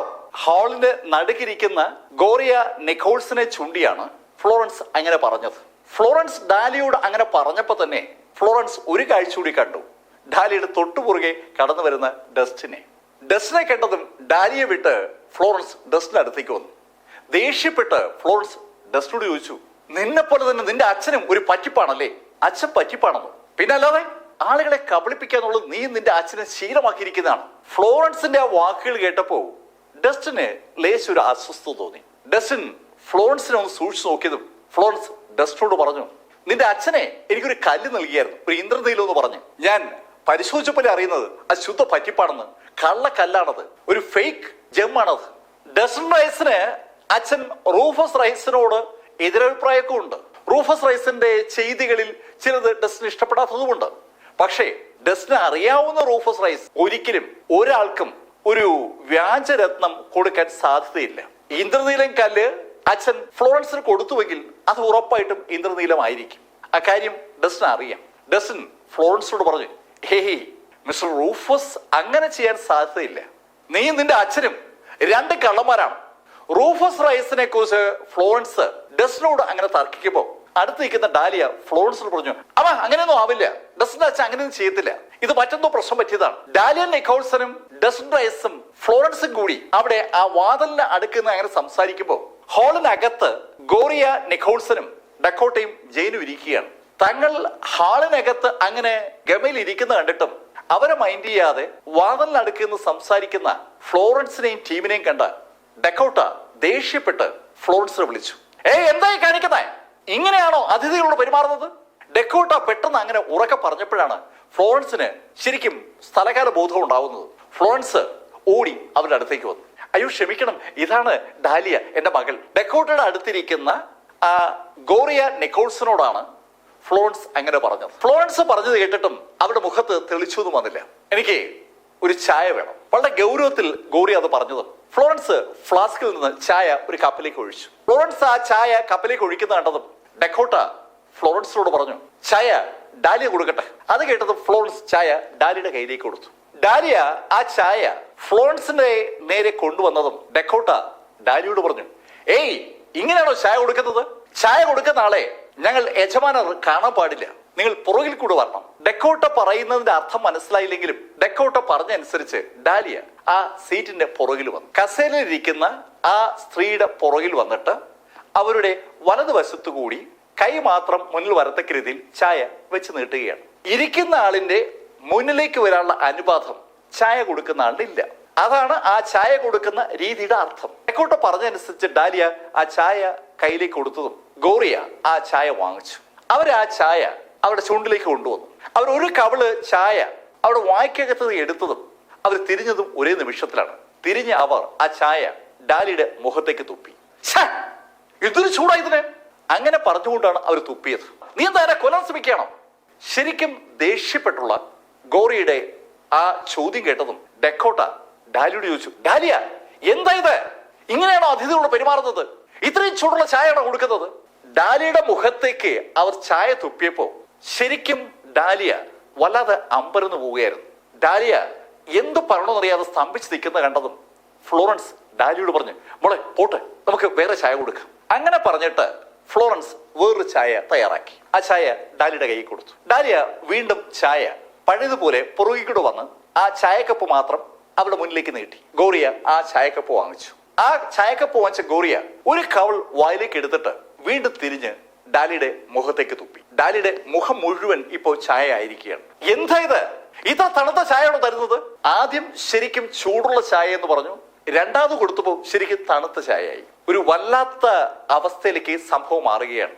ഫ്ലോറൻസും ഡാലിയും ഏതാണ്ട് ഞെട്ടി നിൽക്കുകയാണ്.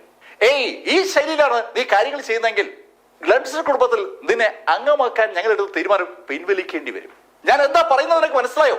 ഗ്ലൻസ്റ്റൺ കുടുംബം ഒരു $10 ബില്യൺ ഒരു ബിസിനസ് സാമ്രാജ്യം നിന്നെ ഏൽപ്പിക്കാമെന്ന് വിചാരിച്ചതാണ്. $10 ബില്യൺ ഒരു ബിസിനസ് സാമ്രാജ്യം എന്ന് പറയുമ്പോൾ ഒരു വലിയ ബിസിനസ് സാമ്രാജ്യമാണ്. അനവധി സ്ഥാപനങ്ങളുടെ ഒരു കൂട്ടായ്മ കൂടിയാണ് ആ ബിസിനസ് സാമ്രാജ്യം. അതിന്റെ തലപ്പത്തേക്ക് ഡാലിയ നിക്കോൾസനെ നിയമിക്കാനാണ് ഗ്ലൻസ്റ്റൺ കുടുംബം തീരുമാനിച്ചത്. ആ തീരുമാനവുമായിട്ടാണ് ഗോറിയ യഥാർത്ഥത്തിൽ ഇപ്പോ ഡാലിയുടെ വീട്ടിൽ വന്നിരിക്കുന്നത്. പക്ഷേ ഗോറിയോടുള്ള ഡാലിയുടെ പെരുമാറ്റം ശരിയല്ല. ചായ കൊടുത്തത് ശരിയായില്ല. പാകത്തിന് ചായ കൊടുക്കാൻ പോലും അറിയാത്ത ഡാലിയെ എങ്ങനെ അത്തരം ഒരു വലിയ കമ്പനിയുടെ തലപ്പത്ത് വെക്കും? അതാണ് ഗോറിയ ചോദിക്കുന്നത്. ഗോറിയുടെ ചോദ്യത്തിന് അനുസരിച്ച് ഡക്കോട്ടയും ജെയിനും ഒക്കെ മറുപടി പറയുകയാണ്. അതെ, ശരിയായിട്ട് ചായ പോലും തയ്യാറാക്കാൻ അറിയാത്ത ഇവളെ എങ്ങനെ നമ്മുടെ കമ്പനിയുടെ തലപ്പത്ത് വയ്ക്കും? അത് കേട്ടപ്പോ കമ്പനിക്കാരിയും ചായയും തമ്മിൽ എന്ത് ബന്ധമാണ് എന്നാണ് ഡാലിയ ആലോചിക്കുന്നത്. ഡാലിയാണെങ്കിൽ ശരിക്കും അപമാനിക്കപ്പെട്ടിരിക്കുകയാണ്. 2 തവണയാണ് ഡാലിയ നിക്കോൾസന്റെ മുഖത്തേക്ക് ആ സ്ത്രീ തുപ്പിയത്. ശരിക്കും അപമാനിക്കാൻ വേണ്ടി മാത്രമായിട്ട് അവർ അവിടേക്ക് വന്നതുപോലൊരു തോന്നൽ ഡാലിക്കുണ്ട്. നിങ്ങളെ നല്ല രീതിയിൽ ഞങ്ങളെ സൽക്കരിക്കുകയാണെങ്കിലേ നിങ്ങളെ ഞങ്ങളെ കുടുംബത്തിലേക്ക് സ്വീകരിക്കത്തുള്ളൂ. ഒരു ചായ പോലും ശരിയായി തരാൻ അറിയത്തില്ലേ? അത് കേട്ടതും ഫ്ലോറൻസ് ഡക്കോട്ടയോട് പറഞ്ഞു, ഞാൻ ഇപ്പൊ ചായ തയ്യാറാക്കാമേ. അങ്ങനെ പറഞ്ഞുകൊണ്ട് വീണ്ടും അവർ ചായ തയ്യാറാക്കി. ആ ചായ വീണ്ടും അവർ ഡാലിയുടെ കയ്യിലേക്ക് കൊടുത്തു. ഡാലിയ കഴിഞ്ഞ സംഭവങ്ങളൊക്കെ മറക്കാനുള്ള ശ്രമത്തിലാണ്. കാരണം ഫ്ലോറൻസ് ഡാലി ശരിക്കും നിർബന്ധിക്കുകയാണ്. $10 ബില്യൺ ഒരു കമ്പനി റൺ ചെയ്യാന്ന് പറഞ്ഞാൽ അത് ചെറിയ സംഭവമല്ല. അത്തരം ഒരു കമ്പനിയുടെ തലപ്പത്തിരിക്കുന്ന ഡാലിയുടെ സഹോദരൻ എന്ന് പറയാൻ ജെയിംസിനും ശരിക്കും ആഗ്രഹമുണ്ട്. ജെയിംസും ഫ്ലോറൻസും കൂടി കാര്യമായി നിർബന്ധിച്ചുകൊണ്ട് മാത്രമാണ് ഇപ്രാവശ്യം ഡാലിയ ആ ചായ കൊടുക്കാന്ന് സമ്മതിച്ചത്. ചായയുമായി ഡാലിയ മുന്നോട്ട് നീങ്ങിയത് പെട്ടെന്ന് അവരുടെ കയ്യിൽ ഒരാൾ കയറി പിടിച്ചു. അത് ഡസ്റ്റിനാണ്. ഡസ്റ്റിൻ ആ ചായക്കപ്പ് ഡാലിയുടെ കയ്യിൽ നിന്ന് വാങ്ങിച്ചു. ഡാലിയ, നീ കൊടുത്ത ശരിയാവില്ല, ഞാൻ കൊടുക്കാം. ഡസ്റ്റിൻ റൈസ് ആ ചായക്കപ്പ് വാങ്ങിച്ച് പതുക്കെ മുന്നോട്ട് വന്നു. ഡക്കോട്ടയും ഗോറിയും അതുപോലെ ജെയിനും അങ്ങനെ നിരന്നിരിക്കുകയാണ്. അപ്പോഴാണ് ഡസ്റ്റിൻ റൈസ് പുറകിൽ നിൽക്കുന്ന ഡാലിയുടെ കയ്യിൽ നിന്ന് ആ ചായക്കപ്പ് ഇങ്ങ് വാങ്ങിച്ചത്. വീണ്ടും ചായയുമായി ഡാലിയ മുന്നോട്ട് വരും. അവളെ വീണ്ടും കളിയാക്കണം. അങ്ങനെ വിചാരിച്ചുകൊണ്ടിരിക്കുകയാണ് സാക്ഷാൽ ഗോറിയ നിക്കോൾസനും അവരുടെ ഇടതുവശത്തും വലതുവശത്തുള്ള ഡക്കോട്ടയും അതുപോലെ ജെയിനും ഒക്കെ. അവരങ്ങനെ ഇരിക്കുമ്പോൾ ഡാലിയ നിക്കോൾസിന് പകരം ചായയുമായി ഡസ്റ്റിൻ റൈസ് അവരുടെ അടുത്തേക്ക് വന്നു. ഡസ്റ്റിൻ ഗോറിയയ്ക്കും ഡക്കോട്ടയ്ക്കും ഇടയിലൂടെ നടന്ന് മുൻപിൽ വന്നു. ഈ ചായയിൽ നിനക്ക് വേണ്ടത്? പെട്ടെന്ന് ഡസ്റ്റിന് ചോദ്യം കേട്ടപ്പോ ഗോറിയ തലയുയർത്തി ഡസ്റ്റിനെ നോക്കിയതും ഡസ്റ്റിൻ ആ ചായ ഗോറിയുടെ തലയിൽക്കൂടെ ഒഴിച്ചു. ആ ഗ്ലാസ്സിലെ മുഴുവൻ ചായയും ഡസ്റ്റിൻ ഗോറിയുടെ തലയിൽക്കൂടെ ഒഴിക്കുകയാണ്. തലയുടെ മുകളിൽ ഒഴിച്ച ചായ അവരുടെ മുഖത്തൂടി ഊർന്നിറങ്ങി തുടങ്ങി. ജെയിംസും ഫ്ലോറൻസും ഡാലിയും ഉൾപ്പെടെ ആ ഹാളിലുള്ള മുഴുവൻ ആളുകളും ഞെട്ടി. ഗ്ലൻസ്റ്റണിലെ നിക്കോൾസൺ കുടുംബത്തിനെ നയിക്കുന്നത് സാക്ഷാൽ റെഗുലസ് നിക്കോൾസനാണ്. റെഗുലസ് നിക്കോൾസന്റെ 3ാമത്തെ ഭാര്യയാണ് ഈ ഗോറിയ നിക്കോൾസൺ. ഗോറിയ നിക്കോൾസൺ അവരുടെ ആ അധികാരം സകല സ്ഥലത്തും കാണിക്കാൻ ശ്രമിക്കും. ഇവിടെ അങ്ങനെ കാണിച്ചപ്പോഴാണ് ഡസ്റ്റിൻ ഇങ്ങനെ പ്രതികരിച്ചത്. നിങ്ങൾ എന്തായി ചെയ്തേ? ചാടി എണീറ്റുകൊണ്ട് ഗോറിയും ഡക്കോട്ടയും ജെയിനും ഒരുമിച്ച് ചോദിച്ചതും ഡസ്റ്റിൻ പുറകിലിരുന്ന ടേബിളിൽ നിന്ന് ആ ഫ്ലാസ്കിങ് എടുത്തു. ഫ്ലാസ്ക് എടുത്ത ഡസ്റ്റിൻ ആ ഫ്ലാസ്കിനെ മൂടി തുറക്കുന്നതും ആ മുഴുവൻ ചായയും ഗോറിയുടെ തലയ്ക്ക് ഒഴിക്കുന്നതും ഒരേ നിമിഷത്തിലാണ്. ശരിക്കും ചൂട് ചായ ഇപ്പൊ അതിനകത്തുണ്ടായിരുന്നു. ആ ചൂട് ചായ അതുപോലെ ഗോറിയുടെ തലയ്ക്കുഴി ഡസ്റ്റിൻ ഒഴിച്ചു. തികച്ചും അമ്പരപ്പിക്കുന്ന ഒരു രംഗം. ഈ ശൈലിയിൽ ആരെങ്കിലും പെരുമാറുന്നത് ആദ്യമായിട്ടാണ്. അവരാകെ അമ്പരന്ന് പോകുമ്പോ ഡസ്റ്റിൻ അവരോട് പറഞ്ഞു, ഇവിടെ ഈ ജാട കാണിക്കാൻ നിങ്ങൾക്ക് ആരാ അധികാരം നൽകിയത്? ഡാലിയെ നിക്കോൾസൺ കുടുംബത്തിലേക്ക് സെലക്ട് ചെയ്ത വിവരം അറിയിക്കുന്ന ജോലി മാത്രമാണ് നിങ്ങൾക്ക് ഉണ്ടായിരുന്നത്. നിങ്ങളുടെ അധികാരത്തെ മറികടന്നുകൊണ്ട് നിങ്ങൾ ഡാലിയോട് കാണിച്ചത് നല്ല കാര്യമാണ്. നാളെ ഡാലിയ നിക്കോൾസൺ കുടുംബത്തിന്റെ തലപ്പത്തെത്തുമ്പോ ഡാലിയ നിങ്ങളോട് ക്ഷമിക്കുമെന്ന് നിങ്ങൾ കരുതുന്നുണ്ടോ? ഗ്ലൻസ്റ്റണിലെ പുതിയ ഭരണാധികാരി ആകാനുള്ള ആളുകളുടെ ലിസ്റ്റിൽ ഏറ്റവും പ്രമുഖമായ പേര് ഡാലിയ നിക്കോൾസന്റെയാണ്. ഡാലിയാണ് സെലക്ട് ചെയ്യപ്പെടുന്നതെങ്കിൽ സ്വാഭാവികമായിട്ടും റെഗുലസ് നിക്കോൾസന്റെ ഭാര്യ ഈ ഗോറിയ നിക്കോൾസൺ ഉൾപ്പെടെ എല്ലാവരും ഡാലിയ പറയുന്നത് അനുസരിക്കാൻ ബാധ്യസ്ഥരാകും. ഡാലിയ ആ സമയത്ത് ഗോറിയോട് ഇതിന് പ്രതികാരം ചോദിക്കേണ്ടതല്ലേ എന്നതാണ് ഡസ്റ്റിന്റെ ചോദ്യം. ഡസ്റ്റിന്റെ ചോദ്യത്തിന് ശരിക്കും ദേഷ്യപ്പെട്ടാണ് ഗോറിയ മറുപടി പറഞ്ഞത്. ഡാലിയെ നമ്മൾ തിരഞ്ഞെടുത്തിട്ടില്ല, ഡാലിയ സെലക്ടഡ് ലിസ്റ്റിലേ ഉള്ളൂ. അപ്പോഴേക്കും ഇത്ര അഹങ്കാരമായോ? ഗോറിയുടെ ആ ചോദ്യം കേട്ടതും ഡസ്റ്റിൻ ഗോറിയോട് പറഞ്ഞു, ഓക്കെ ഡാലിയ, അങ്ങനെയാണെങ്കിൽ നമുക്കൊരു കാര്യം ചെയ്യാം. ഗ്ലൻസ്റ്റണിലേക്ക് വിളിക്കാം, ആ റെഗുലസിനെ വിളിക്കാം. റെഗുലസിനെ വിളിക്കാമെന്ന് കേട്ടതും പെട്ടെന്ന് ഗോറിയുടെ മുഖഭാവം മാറി. അത് വേണ്ട, ഞാൻ പറയാനുള്ള പറഞ്ഞതേ ഉള്ളൂ. പക്ഷെ ഒരു കാര്യം നിങ്ങൾ ചെയ്യണം. ഗ്ലൻസ്റ്റണിന്റെ ഒരു കമ്പനിയുടെ, അതും മൾട്ടിനാഷണൽ കമ്പനിയുടെ തലപ്പത്തേക്ക് വരുന്ന ആള് സ്വാഭാവികമായിട്ടും കമ്പനിക്ക് ആവശ്യമായ ഫണ്ട് സ്വരൂപിക്കാൻ ബാധ്യസ്ഥരാണ്. എത്ര ഫണ്ട് സ്വരൂപിക്കണം? പെട്ടെന്ന് ഡാലി ചോദിച്ചു. കാരണം അവളും ഒരു കമ്പനി റൺ ചെയ്യുന്നതാണല്ലോ, അവൾക്കറിയാം ഫണ്ട് സ്വരൂപിക്കേണ്ടതിന്റെ ആവശ്യകത. ഇത് വലിയ എമൗണ്ട് ഒന്നുമല്ല, ഒരു $1 ബില്യൺ സമാഹരിച്ചാൽ മതി. $1 ബില്യൺ എന്ന് ഗോറിയ പറഞ്ഞതും ഡാലിയുടെയും അതുപോലെ ഫ്ലോറൻസിന്റെയും ജെയിംസിന്റെയൊക്കെ ഏതാണ്ട് ഗ്യാസ് പോയതുപോലെയായി. $1 ബില്യൺ സമാഹരിക്കുക എന്ന് പറഞ്ഞാൽ അവർ വിചാരിച്ചാൽ നടക്കുന്ന കാര്യമല്ല. അവരാകെ സ്തംഭിച്ച് നിൽക്കുമ്പോൾ ഡസ്റ്റിൻ ഗോറിയോട് പറഞ്ഞു, ഓക്കെ, $1 ബില്യൺ അല്ലേ, അത് ഞങ്ങൾ സംഘടിപ്പിക്കാം. ഡസ്റ്റിൻ സംഘടിപ്പിക്കാമെന്ന് ഫ്ലോറൻസ് എടുത്ത് ചോദിച്ചതും ഡസ്റ്റിൻ കൈകൊണ്ട് അവരെ തടുത്തുകൊണ്ട് അങ്ങനെ പറഞ്ഞു. ഡസ്റ്റിൻ അത് പറഞ്ഞതും ഗോറിയ ഡസ്റ്റിനോട് പറഞ്ഞു, $1 ബില്യൺ ആണേ, ചെറിയ സംഖ്യ അല്ല, അതിന് അധിക സമയം തരാൻ പറ്റില്ല. വേണ്ട, ഞങ്ങൾക്ക് 3 ദിവസം മതി. 3 ദിവസം കൊണ്ട് $1 ബില്യൺ സമാഹരിക്കാമെന്ന് ഡസ്റ്റിൻ ഗോറിയക്ക് വാക്ക് കൊടുത്തതും ഗോറിയും ഡക്കോട്ടയും ജെയിനും സന്തോഷത്തോടെ അവിടുത്തെ പുറത്തിറങ്ങും മുമ്പ് ഗോറിയ ഡാലിയോട് പറഞ്ഞു, ഡാലിയ, നിനക്ക് നൽകുന്നത് ഒരു ചാൻസാണ്. 3 ദിവസത്തിനകം $1 ബില്യൺ സമാഹരിച്ച് കമ്പനിയിലേക്ക് കൊണ്ടുവന്നാൽ നിന്നെ കമ്പനിയുടെ CEO ആയി നിയമിക്കും. അങ്ങനെ വന്നാൽ മാത്രമേ നിനക്ക് നേരത്തെ പറഞ്ഞ ഓഫറൊക്കെ കിട്ടത്തുള്ളൂ. ഗ്ലൻസ്റ്റണിലെ പുതിയ ഭരണാധികാരിയായി തിരഞ്ഞെടുക്കപ്പെടുന്നവരുടെ ലിസ്റ്റിൽ ഡാലിയ നിക്കോൾസ് ഇടം പിടിക്കണമെങ്കിൽ ഇങ്ങനൊരു കണ്ടീഷൻ കൂടി പാലിക്കണമെന്നാണ് പറയുന്നത്. റെഗുലസൻ ടീമും അവിടുന്ന് പോയതും ഫ്ലോറൻസ് ദേഷ്യപ്പെട്ട് ഡസ്റ്റിനോട് ചോദിക്കുകയാണ്, ഡസ്റ്റിനെ എന്തായി കാണിക്കുന്നത്? 3 ദിവസം കൊണ്ട് നമ്മൾ എവിടെന്നാ $1 ബില്യൺ സമാഹരിക്കുക? ഞാനല്ലേ പണം സംഘടിപ്പിക്കാന്ന് പറഞ്ഞത്, പിന്നെ നിങ്ങൾ എന്തിനാ ദേഷ്യപ്പെടുന്നത്? ഡസ്റ്റിൻ അങ്ങനെ പറഞ്ഞപ്പോ ഡാലിയ ഫ്ലോറൻസിനെ തടുത്തിട്ട് ഡസ്റ്റിനോട് ചോദിച്ചു, ഡസ്റ്റിൻ, അതെങ്ങനെ സംഘടിപ്പിക്കും? $1 ബില്യൺ വലിയ സംഖ്യയല്ലേ? ഡാലിയ, എനിക്ക് ഒരാളെ പരിചയമുണ്ട്, ഞാനൊന്ന് നോക്കട്ടെ. അങ്ങനെ പറഞ്ഞിട്ട് ഡസ്റ്റിൻ ഫോൺ എടുക്കുന്നത് ബിഗ് ബ്രൂക്സിനെ വിളിക്കാനാണ്. ബിഗ് ബ്രൂക്സിനെ വിളിക്കാനായി ഡസ്റ്റിൻ ഫോൺ എടുത്തതും ബിഗ് ബ്രൂക്സിന്റെ കോൾ വന്നത് ഒരേ സമയത്താണ്. അത് കഴിഞ്ഞ് ഡസ്റ്റിൻ അറിയാതെ കോൾ എടുത്തു പോവുകയാണ്. ബ്രൂക്സ്, ഞാൻ നിങ്ങളെ വിളിക്കാനായിട്ട് ഫോൺ എടുത്തതാണ്. അങ്ങനെ പറഞ്ഞുകൊണ്ട് ഡസ്റ്റിൻ പതുക്കെ ആ വീടിന്റെ പുറത്തേക്ക് ഇറങ്ങി ബ്രൂക്സിനോട് സംസാരിച്ചു തുടങ്ങി. അത് കേട്ടപ്പോ ബ്രൂക്സിന് ശരിക്കും അതിശയം. ബ്രൂക്സ് ഡസ്റ്റിനോട് ചോദിച്ചു, മിസ്റ്റർ ഡസ്റ്റിൻ, എന്താ എന്നെ വിളിക്കാൻ കാര്യം? ബ്രൂക്സ്, എന്റെ പരിചയത്തിലുള്ള ഒരു കമ്പനി ഉണ്ട്, ആ കമ്പനിയിലേക്ക് കുറച്ച് ഫണ്ട് അറേഞ്ച് ചെയ്യാൻ ബ്രൂക്സിനെ ഒന്ന് വിളിക്കാന്ന് ഞാൻ കരുതിയതാണ്. ഡസ്റ്റിൻ, ഇത്രയേ ഉള്ളൂ, എത്രയാ വേണ്ടെന്ന് പറയാം, ഞാൻ ഇപ്പൊ തന്നെ ട്രാൻസ്ഫർ ചെയ്യാം. ബ്രൂക്സ്, അതിന് $1 ബില്യൺ ആണ്, അത്രയല്ലേ ഉള്ളൂ, ഞാൻ ഇപ്പൊ ട്രാൻസ്ഫർ ചെയ്യാം. ബിഗ് ബ്രൂക്സിനെ സംബന്ധിച്ചിടത്തോളം ആ പണം ചെറിയൊരു സംഖ്യയാണ്. ബിഗ് ബ്രൂക്സ് അങ്ങനെ പറഞ്ഞതും ഡസ്റ്റിൻ ബ്രൂക്സിനോട് ചോദിച്ചു, അല്ല, എന്നെ എന്തിനാ വിളിച്ചേ? ഡസ്റ്റിൻ എന്നോട് പറഞ്ഞില്ലേ ചില ചെടികളുടെ കേസ്, ആ അപൂർവ ഇനത്തിലുള്ള ചെടികൾ, അതിൽ ഒരെണ്ണം ഇവിടെ അടുത്ത് ലേലത്തിന് വരികയാണ്. സ്വിൻഡിൽ നിന്ന് ഒരു 2 മണിക്കൂർ കാറിൽ യാത്ര ചെയ്താൽ എത്തുന്ന സ്ഥലമാണ്, നമുക്ക് അവിടെ വരെ ഒന്ന് പോയാലോ? ഡസ്റ്റിൻ കേൾക്കാൻ ഏറെ ആഗ്രഹിച്ചിരുന്ന ഒരു കാര്യമാണ് ഇതാ ബ്രൂക്സ് മുന്നോട്ട് വയ്ക്കുന്നത്. ഡസ്റ്റിൻ ഡാലിയോട് യാത്ര പറഞ്ഞ് ടൗണിൽ എത്തുമ്പോഴേക്കും ബ്രൂക്സ് അവിടെ റെഡിയായി നിൽപ്പുണ്ട്. ബ്രൂക്സും ഡസ്റ്റിനും കൂടി പല കാര്യങ്ങളും പറഞ്ഞ് യാത്ര ചെയ്ത് ആ ലേലം നടക്കുന്ന വെന്യൂവിലെത്തി. ഒരു അണ്ടർഗ്രൗണ്ട് പ്ലേസിലാണ് ലേലം. ഒത്തിരിയേറെ ആളുകൾ അവിടെ ഉണ്ട്, ലേലം നടന്നുകൊണ്ടിരിക്കുകയാണ്. അവര് സൗകര്യപ്രദമായ ഒരു സീറ്റിൽ വന്നിരിക്കുമ്പോൾ രണ്ടുപേരും സംസാരിക്കുകയാണ്. ഇനി ആ 1000 ലോട്ടസിന്റെ ലേലം കഴിഞ്ഞു കാണുമോ? ഡസ്റ്റിന് ചോദ്യം കേട്ടതും അവരുടെ സീറ്റിന്റെ തൊട്ടപ്പുറത്തുള്ള സീറ്റിൽ ഇരുന്ന ഒരു ലേഡി, ഒരു സൺഗ്ലാസ് ഒക്കെ വെച്ച ലേഡി, ഡസ്റ്റിനെയും ബ്രൂക്സിനെയും നോക്കിയിട്ട് അവരോട് ചോദിച്ചു, നിങ്ങളും ആ 1000 ലോട്ടസ് ലക്ഷ്യമിട്ട് വന്നതാണോ? അതെ, ഞങ്ങൾ അതിനെക്കുറിച്ച് അറിഞ്ഞിട്ട് വന്നതാണ്. അങ്ങനെ ബ്രൂക്സ് പറഞ്ഞതും ആ സ്ത്രീ അവളുടെ ഗ്ലാസ് എടുത്തു. ഒരു സുന്ദരിയായ പെൺകുട്ടിയാണ്. ഹലോ, അതിനെ ഇനി നോട്ടോട്ടിട്ട് കാര്യമില്ല. അതെന്താ? അത് ഞാൻ വാങ്ങിച്ചു. ലേലം കഴിഞ്ഞോ? ലേലം കഴിഞ്ഞില്ലേ, എന്നാലും ഞാൻ വാങ്ങിച്ചതിന് തുല്യമാണ്. ആ സ്ത്രീ വളരെ കോൺഫിഡൻസിലാണ് അങ്ങനെ പറഞ്ഞത്. അത് കേട്ടപ്പോ ഡസ്റ്റിൻ ആ സ്ത്രീയോട് പറഞ്ഞു, എന്തായാലും ലേലം തുടങ്ങട്ടെ, നമുക്ക് നോക്കാം. അവിടെ അപ്പോഴും ലേലം നടക്കുകയാണ്. പല അമൂല്യ സാധനങ്ങളുടെയും ലേലം നടന്നുകൊണ്ടിരിക്കുകയാണ്. കുറെ കഴിഞ്ഞപ്പോ ഈ 1000 ലോട്ടസ് എന്ന് പറയുന്ന ചെടിയുടെ ലേലം വന്നു. ഒരു തടി കൊണ്ടുള്ള ബോക്സിലാണ് ആ പെട്ടി സ്റ്റേജിലേക്ക് കൊണ്ടുവന്നത്.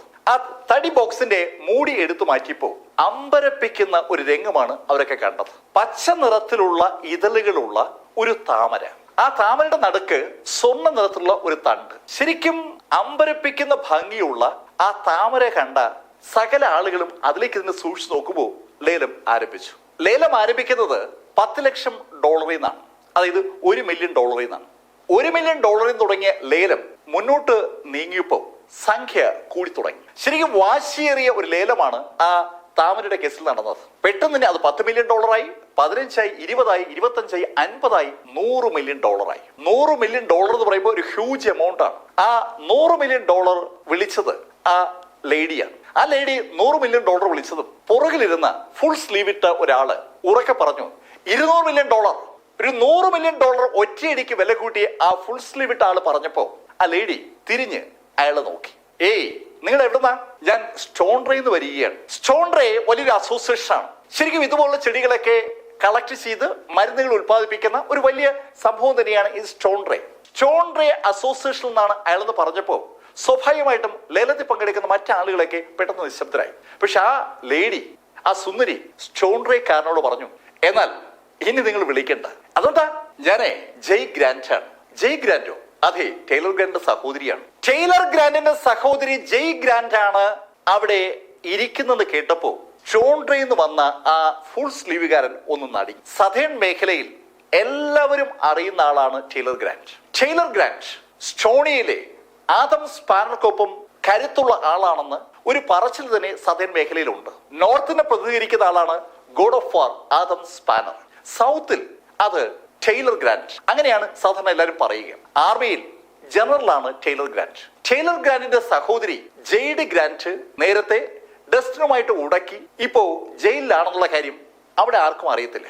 ജെയ്ഡിന്റെ സഹോദരി ജെയ് ആണ് ഇപ്പൊ അവിടെ ഇരിക്കുന്നത്. ജെയ് ഗ്രാൻഡ് താൻ ടൈലർ ഗ്രാൻഡിന്റെ സഹോദരിയാണെന്ന് പറഞ്ഞപ്പോ സ്വാഭാവികമായിട്ടും ഷോൺ ഗ്രേക്കാരൻ പെട്ടെന്ന് നിശബ്ദനായി. ഷോൺ ഗ്രേക്കാരനെ ഒന്ന് നോക്കിയതിനു ശേഷം ജെയ് ഗ്രാൻഡ് ലേലം വിളിക്കുന്ന ആളോട് പറഞ്ഞു, 250 മില്യൺ. ജെയ് ഗ്രാൻഡ് പറഞ്ഞതും സകല ആളുകളും നിശബ്ദരായി. ജെയ് ഗ്രാൻഡ് ഇനി എത്ര പറഞ്ഞാലും ആരും കൂട്ടി വിളിക്കത്തില്ല. ജെയ് ഗ്രാൻഡ് പറഞ്ഞ തുക ആ ലേലം വിളിച്ച ആള് ഒരിക്കൽ കൂടി ഉറപ്പിക്കാനായി ഉറക്കെ ചോദിച്ചു, 250 മില്യൺ ഉറപ്പിക്കാമോ? അപ്പോ ബിഗ് ബ്രൂസ് ഉറക്കെ പറഞ്ഞു, 300 മില്യൺ. ജെയ് ഗ്രാൻഡിന്റെ തൊട്ടടുത്തിരിക്കുകയാണ് ബിഗ് ബ്രൂസ്. ബിഗ് ബ്രൂസ് 300 എന്ന് പറഞ്ഞപ്പോ ജെയ് ഗ്രാൻഡിന് ശരിക്കും അതിശയം. അവൾ സാക്ഷാൽ ടൈലർ ഗ്രാൻഡിന്റെ അനുജത്തിയാണെന്ന് കൃത്യമായും മനസ്സിലാക്കിയിട്ടാണ് ബിഗ് ബ്രൂസ് അത് പറഞ്ഞത്. ബിഗ് ബ്രൂസിനെ വലിയ പരിചയമുള്ള കക്ഷിയല്ല ഈ ജെയ് ഗ്രാൻഡ്. ജെയ് ഗ്രാൻഡ് പഠനം കഴിഞ്ഞ് അങ്ങോട്ട് എത്തിയിട്ടേ ഉള്ളൂ. ജെയ് ഗ്രാൻഡ് കൗതുകത്തോടെ ബിഗ് ബ്രൂസ് നോക്കിയിട്ട് അയാൾ ചോദിച്ചു, ഏയ്, ഞാൻ ഗ്രാൻഡ് ഫാമിലി എന്നാണ്. അതെന്താ, എനിക്ക് ലേലത്തിൽ പങ്കെടുത്തൂടെ? ലേലത്തിൽ പങ്കെടുക്കാം, പക്ഷെ എനിക്കൊരു സാധനം വേണമെന്ന് പറഞ്ഞാൽ സാധാരണ ആരും എതിർക്കാറില്ല. മാഡം, എനിക്ക് ഈ സാധനം വേണം, അതുകൊണ്ടാണ് ഞാൻ വാങ്ങുന്നത്, എനിക്ക് അത്യാവശ്യമാണ്. ഓ, അങ്ങനെയാണോ? അങ്ങനെ പറഞ്ഞിട്ട് ജയ് ലേലം വിളിക്കുന്ന ആളോട് പറഞ്ഞു, 400 മില്യൺ. സ്വാഭാവികമായിട്ടും ലേലം അവിടെ മുതൽ കടുക്കുകയാണ്. 400, 500, 600 അങ്ങനെ പോവുകയാണ്. 1000 ലോട്ടസ് എന്ന് വിളിക്കപ്പെട്ട ആ പച്ച നിറത്തിലുള്ള താമരയുടെ വില അങ്ങനെ കൂടി പോകുന്ന കണ്ടപ്പോ സകലരും ആകാംക്ഷയോടുകൂടി ആ രണ്ട് കൂട്ടരും നോക്കുകയാണ്. പെട്ടെന്ന് വില $1 ബില്യൺ ആയി. ഹ്യൂജ് എമൗണ്ട് ആണ്. അത്രയും എമൗണ്ട് ഒക്കെ മുടക്കാൻ കപ്പാസിറ്റി ഉള്ള ആളുകൾ വളരെ വളരെ അപൂർവമാണ്. പക്ഷെ ജയ് ഗ്രാൻഡിന് ഇതൊന്നൊരു വിഷയമല്ല. എത്ര പണം വേണമെങ്കിലും മുടക്കാൻ അവളുടെ കയ്യിലുണ്ട്. പക്ഷെ അവളെ പോലെ തന്നെ പണമുള്ള ആൾ തന്നെയാണ് സാക്ഷാൽ ബ്രൂക്സ്. ബ്രൂക്സ് ഡസ്റ്റിന് വേണ്ടി എത്ര പണം വേണമെങ്കിലും മുടക്കും എന്ന് പറഞ്ഞാൽ നിൽക്കുന്നത്. പക്ഷെ ഡസ്റ്റിൻ പെട്ടെന്ന് ബിഗ് ബ്രൂസിന്റെ കയ്യിലും തൊട്ടു. ബ്രൂക്സ് $1 ബില്യൺ മുകളിൽ വിളിക്കാൻ തുടങ്ങുമ്പോഴാണ് ഡസ്റ്റിൻ കയ്യിലും തൊട്ടത്. വിട്ടേക്ക് ഡസ്റ്റിൻ, നമുക്കത് വാങ്ങണ്ടേ? തൽക്കാലം വേണ്ട, വിട്ടേക്ക്. ഡസ്റ്റിൻ ആ പൂവിനെ, ആ താമരയെ കുറെ നേരമായി ശ്രദ്ധിച്ചു നോക്കിയിരിക്കുകയായിരുന്നു. ആ താമരയെ തന്നെ ശ്രദ്ധിച്ചു നോക്കിയിരിക്കുന്ന ഡസ്റ്റിന് പെട്ടെന്നാണ് ഒരു കൗതുകം തോന്നിയത്. പെട്ടെന്നാണ് ഡസ്റ്റിൻ ഒരു കാര്യം കണ്ടത്. അതുകൊണ്ടാണ് ഡസ്റ്റിൻ ബിഗ് ബ്രൂക്സിനോട് ഇനി വിളിക്കേണ്ടെന്ന് പറഞ്ഞത്. ഡസ്റ്റിൻ പറഞ്ഞനുസരിച്ച് ബ്രൂക്സ് ആ വിളി നിർത്തി. അത് കണ്ടപ്പോ ജയ് ഗ്രാൻഡിന് ശരിക്കും സന്തോഷമായി. അവളുടെ പേരിൽ $1 ബില്യൺ ആ കച്ചവടം ഉറപ്പിക്കപ്പെട്ടു. അത് കഴിഞ്ഞ് രംഗത്ത് വന്നത് ക്രിംസൺ റെഡ് നിറത്തിലുള്ള ഒരു ജെമ്മാണ്, ഒരു അൺകട്ട് ജെമ്മാണ്. കട്ട് ചെയ്ത് പോളിഷ് ചെയ്യാത്ത ഒരു രത്നം രംഗത്ത് വന്നപ്പോ സ്വാഭാവികമായിട്ടും വിളി തുടങ്ങി. ആ വിളി ഏകദേശം ഒരു $50 മില്യൺ എത്തിയപ്പോ, അത് ഏതാണ്ട് ഉറച്ചപ്പോ ഡസ്റ്റിൻ ബ്രൂക്സിനോട് പറഞ്ഞു, നമുക്കത് വാങ്ങാം. അത് കേട്ടതും ബ്രൂക്സ് പെട്ടെന്ന് 60 മില്യൺ ആക്കി. 60 മില്യണിൽ ഏതാണ്ട് ഉറയ്ക്കാൻ പോയപ്പോ ജയ് ഗ്രാൻഡ് 75 മില്യൺ എന്ന് വിളിച്ചു. ജയ് ഗ്രാൻഡ് 75 വിളിച്ചതും ബ്രൂക്സ് അത് 100 മില്യൺ ആക്കി. പെട്ടെന്ന് ആ ലേലം കൊഴുത്തു. അത് അങ്ങനെ കൊഴുത്ത് അവസാനം $1 ബില്യൺ എത്തിയതും ബ്രൂക്സ് ജയ് ഗ്രാൻഡിനോട് പറഞ്ഞു, ഇനി ഇതിനു മുകളിൽ നിങ്ങൾ വിളിച്ചാൽ ഞാൻ കൂട്ടി വിളിക്കില്ല കേട്ടോ. $1 ബില്യൺ ബ്രൂക്സ് വില പറഞ്ഞ് നിർത്തിയിരിക്കുകയാണ്. അതിനു മുകളിൽ ജയ് ഗ്രാൻഡ് വിളിക്കാനായിട്ട് പോയപ്പോഴാണ് ബ്രൂക്സ് അങ്ങനെ പറഞ്ഞത്. അത് കേട്ടതും ജയ് ഗ്രാൻഡ് ബ്രൂക്സിനോട് പറഞ്ഞു, എനിക്ക് അതിൽ വലിയ താല്പര്യമൊന്നുമില്ല, നിങ്ങൾക്ക് ഇഷ്ടമുള്ളതല്ലേ, നിങ്ങൾ വാങ്ങിച്ചോളൂ. ബ്രൂക്സ് പണം അടച്ചു. ക്രിംസൺ റെഡിലെ ആ അൺകട്ട് ജെമ്മ് ഒരു ബോക്സിൽ അവരുടെ മുന്നിലേക്ക് വന്നു. മറ്റൊരു ബോക്സിൽ 1000 ലോട്ടസ് എന്ന ആ താമരയും എത്തി. 1000 ലോട്ടസ് എന്ന താമര കയ്യിൽ വാങ്ങിച്ച ജയ് ബ്രൂക്സിനോട് പറഞ്ഞു, പിന്നെ ഒരു കാര്യമുണ്ട് കേട്ടോ, നിങ്ങള് ഈ ലേലം വിളിച്ച് വാങ്ങിച്ച ഈ ജെമ്മുണ്ടല്ലോ, അത് ഞാനാണ് ഇവിടെ വിറ്റത്, ഞാനാണ് ലേലത്തിന് അത് എത്തിച്ചത്. യഥാർത്ഥത്തിൽ ജയ് ഗ്രാന്റ് അവിടെ ഒരു കളി കളിക്കുകയായിരുന്നു. $60 മില്യൺ വിറ്റു പോകേണ്ടിയിരുന്ന ആ ജെമ്മിന്റെ വില അവൾ ബ്രൂക്സുമായി മത്സരിച്ച് കൂട്ടിക്കൂട്ടി $100 മില്യൺ എത്തിച്ചതാണ്. എന്ന് പറഞ്ഞാൽ അവൾക്ക് ലഭിച്ചിരിക്കുന്ന ഒരു ഹ്യൂജ് പ്രോഫിറ്റ് ആണ്. തങ്ങളെ ജയ് ഗ്രാന്റ് മനഃപൂർവ്വം കബളിപ്പിച്ചതാണ്. ഡസ്റ്റിനും അതുപോലെ ബിഗ് ബ്രൂസിനും ആ കാര്യം മനസ്സിലാവുന്നുണ്ട്. പക്ഷേ ബിഗ് ബ്രൂസിന്റെ മുഖത്തെ വിഷമം ഡസ്റ്റിന്റെ മുഖത്തില്ല. ഡസ്റ്റിൻ ചിരിച്ചുകൊണ്ട് ജയിനോട് പറഞ്ഞു, എന്തായാലും ഞങ്ങൾക്ക് ആ ജെമ്മ് കിട്ടിയല്ലോ, പക്ഷെ നിങ്ങൾ വാങ്ങിച്ച സാധനം നിങ്ങൾക്ക് ഉപയോഗിക്കണമെങ്കിൽ ഇനിയൊരു 100 വർഷം കൂടെ വേണം. ഹേയ്, കിട്ടാത്ത സാധനം കൊള്ളൂലെന്ന് പറയാൻ എളുപ്പമാണല്ലോ. നിങ്ങൾ എന്താ പറഞ്ഞ 100 വർഷം കൂടെ വേണമെന്നോ? അതെ, നിങ്ങൾ ഈ വാങ്ങിച്ചത് 10 ഇതളുകളുള്ള താമരയല്ലേ? അതെ, 10 ഇതളുകളുള്ള താമര. നിങ്ങൾ ഇനി ഒന്ന് എണ്ണി നോക്കി. അവള് ആ താമരയുടെ ഇതളുകൾ എണ്ണി തുടങ്ങി. ഓരോ ഇതളും ഓരോ വിത്തും, അങ്ങനെയാണ് അതിന്റെ സംഭവം. 10 വിത്തും 10 ഇതളുകളാണ് ഉണ്ടാകേണ്ടത്. അവൾ ഒരു പ്രാവശ്യം എണ്ണിയപ്പോ 9 ഇതളും 9 വിത്തുവേ ഉള്ളൂ. വീണ്ടും ഒരിക്കൽ കൂടി എണ്ണി. അതെ, 9 ഇതളും 9 വിത്തുവേ ഉള്ളൂ. അവൾ വീണ്ടും വീണ്ടും എണ്ണുന്ന കണ്ടതും ഡസൻ അവളോട് പറഞ്ഞു, നിങ്ങള് വീണ്ടും എണ്ണിയിട്ട് കാര്യമില്ല, അത് 10 ആകണമെങ്കിൽ ഇനിയൊരു 100 വർഷം കൂടെ വേണം. ഓരോ 100 വർഷം കൂടുമ്പോഴും ഒരു ഇതൾ വീതം അധികം ഉണ്ടാകുന്ന ഒരു പ്രത്യേക ഇനത്തിലുള്ള അപൂർവങ്ങളിൽ അപൂർവമായ പച്ച താമരയാണ് യഥാർത്ഥത്തിൽ അവിടെയാണ് ലേലത്തിന് എത്തിച്ചത്.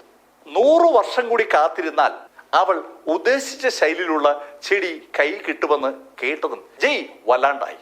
ലേശം അമ്പരന്ന് പോയി ജയ് ഡസ്റ്റോട് പറഞ്ഞു, ഏയ്, ഇതിപ്പോ ഒരു ഇതിന് കുറവെന്നല്ലേ ഉള്ളൂ, അതുകൊണ്ട് എന്താ കുഴപ്പം? അതിന് കുഴപ്പമൊന്നുമില്ല, വിലത്തിന് കുറയുന്നേ ഉള്ളൂ. യഥാർത്ഥ വില നിങ്ങൾക്ക് വേണമെങ്കിൽ ആ സ്റ്റോൺറേക്കാരനോട് ചോദിക്കാം. സ്റ്റോൺറേക്കാർ സ്വാഭാവികമായിട്ട് എല്ലാ തരത്തിലുള്ള ചെടികളും വാങ്ങുകയും വിൽക്കുകയൊക്കെ ചെയ്യുന്ന ആളുകളാണ്. സ്റ്റോൺറേയുടെ ബേസ് തന്നെ മരുന്ന് ഉൽപാദനമാണ്. എല്ലാ ഇനത്തിലുള്ള ചെടികളും എല്ലാ ഇനത്തിലുള്ള മെറ്റീരിയൽസ് ശേഖരിച്ച് അതിൽ നിന്ന് അമൂല്യങ്ങളായ മരുന്നുകൾ ഉണ്ടാക്കുന്ന സ്റ്റോൺറേയുടെ ആ ഫുൾ സ്ലീവിട്ട ആള് ജയ് വിളിച്ചപ്പോ അടുത്തേക്ക് വന്നു. ജയ് അയാളോട് ചോദിച്ചു, ഈ ചെടിക്ക് എന്ത് വില വരും? അയാൾ ആ ചെടി ഒന്ന് സൂക്ഷിച്ചു നോക്കി. അപ്പോഴാണ് അയാൾ കാണുന്നത് ആ താമരയ്ക്ക് 9 ഇതളുകളേ ഉള്ളൂ. മാഡം, ഇതിൽ 9 ഇതളുകളേ ഉള്ളൂ, പക്ഷെ 10 ഇതളുകൾ വരും. എനിക്ക് തോന്നുന്നു ഒരു 100 വർഷം കഴിയുമ്പോൾ 10 ഇതൾ വരുമെന്നാണ്. ഡസൻ പറഞ്ഞ അതേ വാചകം ആ മനുഷ്യനും പറയുകയാണ്. എന്താ അതിന്റെ അർത്ഥം? മാഡം, ഇതിന് 10 ഇതളുള്ളതിന്റെ അതേ വില കിട്ടത്തില്ല. ഇതിന് മാക്സിമം ഒരു $200 മില്യൺ വരെ കിട്ടും. 1 ബില്യൺ മുടക്കി അവൾ വാങ്ങിച്ച ആ ചെടിക്ക് ഇപ്പോ അതിന്റെ 5-1 വില മാക്സിമം കിട്ടാൻ സാധ്യതയുണ്ടെന്ന് ആ സ്റ്റോൺറേക്കാരൻ പറഞ്ഞപ്പോ ജയ് ശരിക്കും ഞെട്ടിയാണ്. അവൾ ശരിക്കും ഞെട്ടപ്പോ അവളെ അത്ഭുതപ്പെടുത്തിക്കൊണ്ട് ഒരു കാര്യം കൂടി സംഭവിക്കുകയാണ്. ഡസൻ റൈസും ബിഗ് ബ്രൂക്സും കൂടി വാങ്ങിച്ച ആ ബോക്സ് അവർ അടുത്ത് കണ്ട മേശപ്പുറത്ത് വെച്ചു. ആ മേശപ്പുറത്തുനിന്ന് ബോക്സ് പൊളിച്ചപ്പോ അതിനകത്ത് ഒരു അൺകട്ട് ഡയമണ്ട് ഇരിപ്പുണ്ട്. ക്രിംസൺ റെഡിലുള്ള ഒരു ഡയമണ്ട്. ഡസ്റ്റിൻ ആ ഡയമണ്ടിന്റെ പുറത്ത് കൈകൊണ്ട് ഒരൊറ്റ വെട്ട്. തന്റെ താമര താൻ ഉദ്ദേശിച്ചതല്ല എന്ന് മനസ്സിലാക്കി വിഷമത്തോടെ അടുത്ത ടേബിളിലേക്ക് നോക്കിയ ജയ് ഗ്രാന്റ് കാണുന്നത് അവൾ വിൽക്കാൻ കൊണ്ടുവന്ന ആ ക്രിംസൺ റെഡിലെ ആ ജെമ്മ് വാങ്ങിച്ച ആളുകൾ അതിനെ തല്ലി പൊളിക്കുന്നതാണ്. യുവമാർക്ക് എന്താ വട്ടായോ? അങ്ങനെ ഒരു തോന്നലാണ് അത് കണ്ടപ്പോൾ ജയ്ക്ക് ഉണ്ടായത്. പെട്ടെന്ന് ആ ജെമ്മ് പൊട്ടി.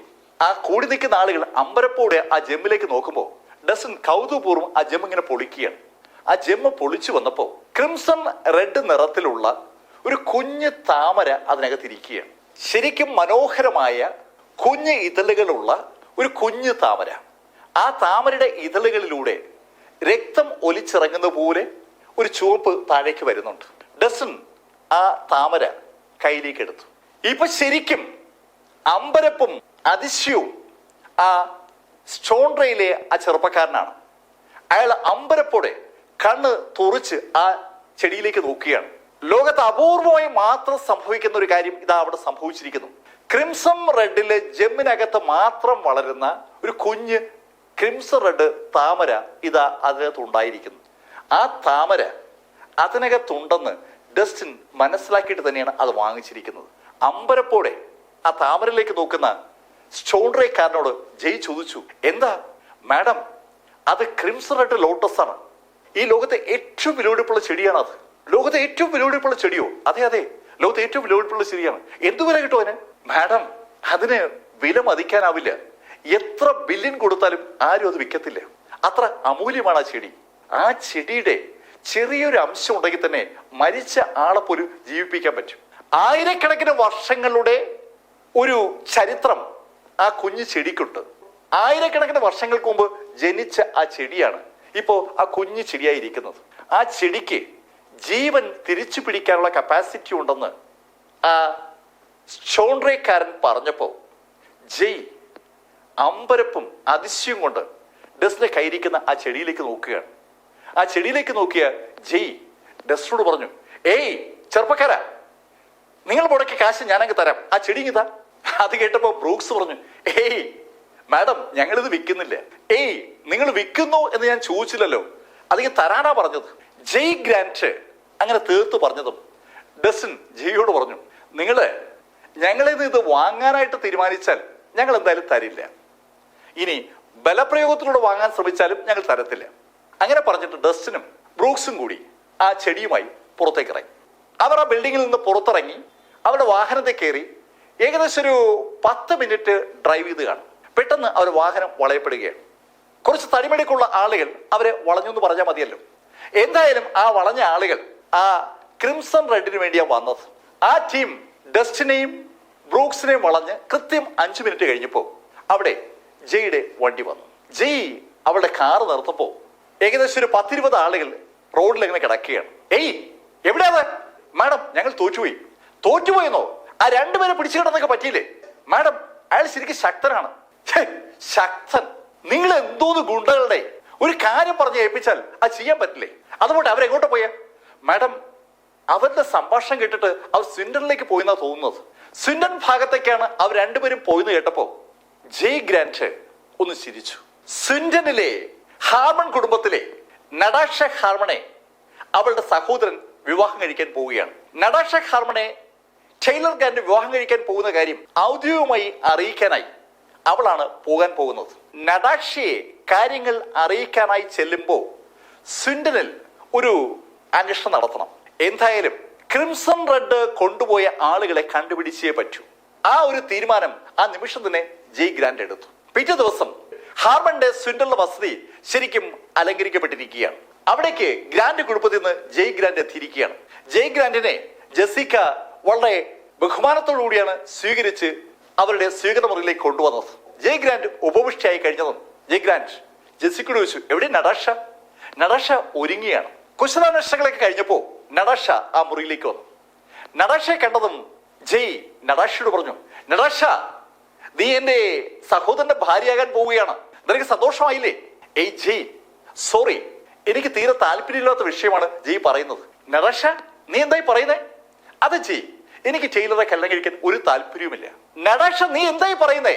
ടൈലർ ഗ്രാന്റിനെ കല്യാണം കഴിക്കാൻ നിനക്ക് താല്പര്യമില്ലെന്നോ? നീ എന്തൊക്കെ പറഞ്ഞുകൊണ്ട് വരുന്നത്?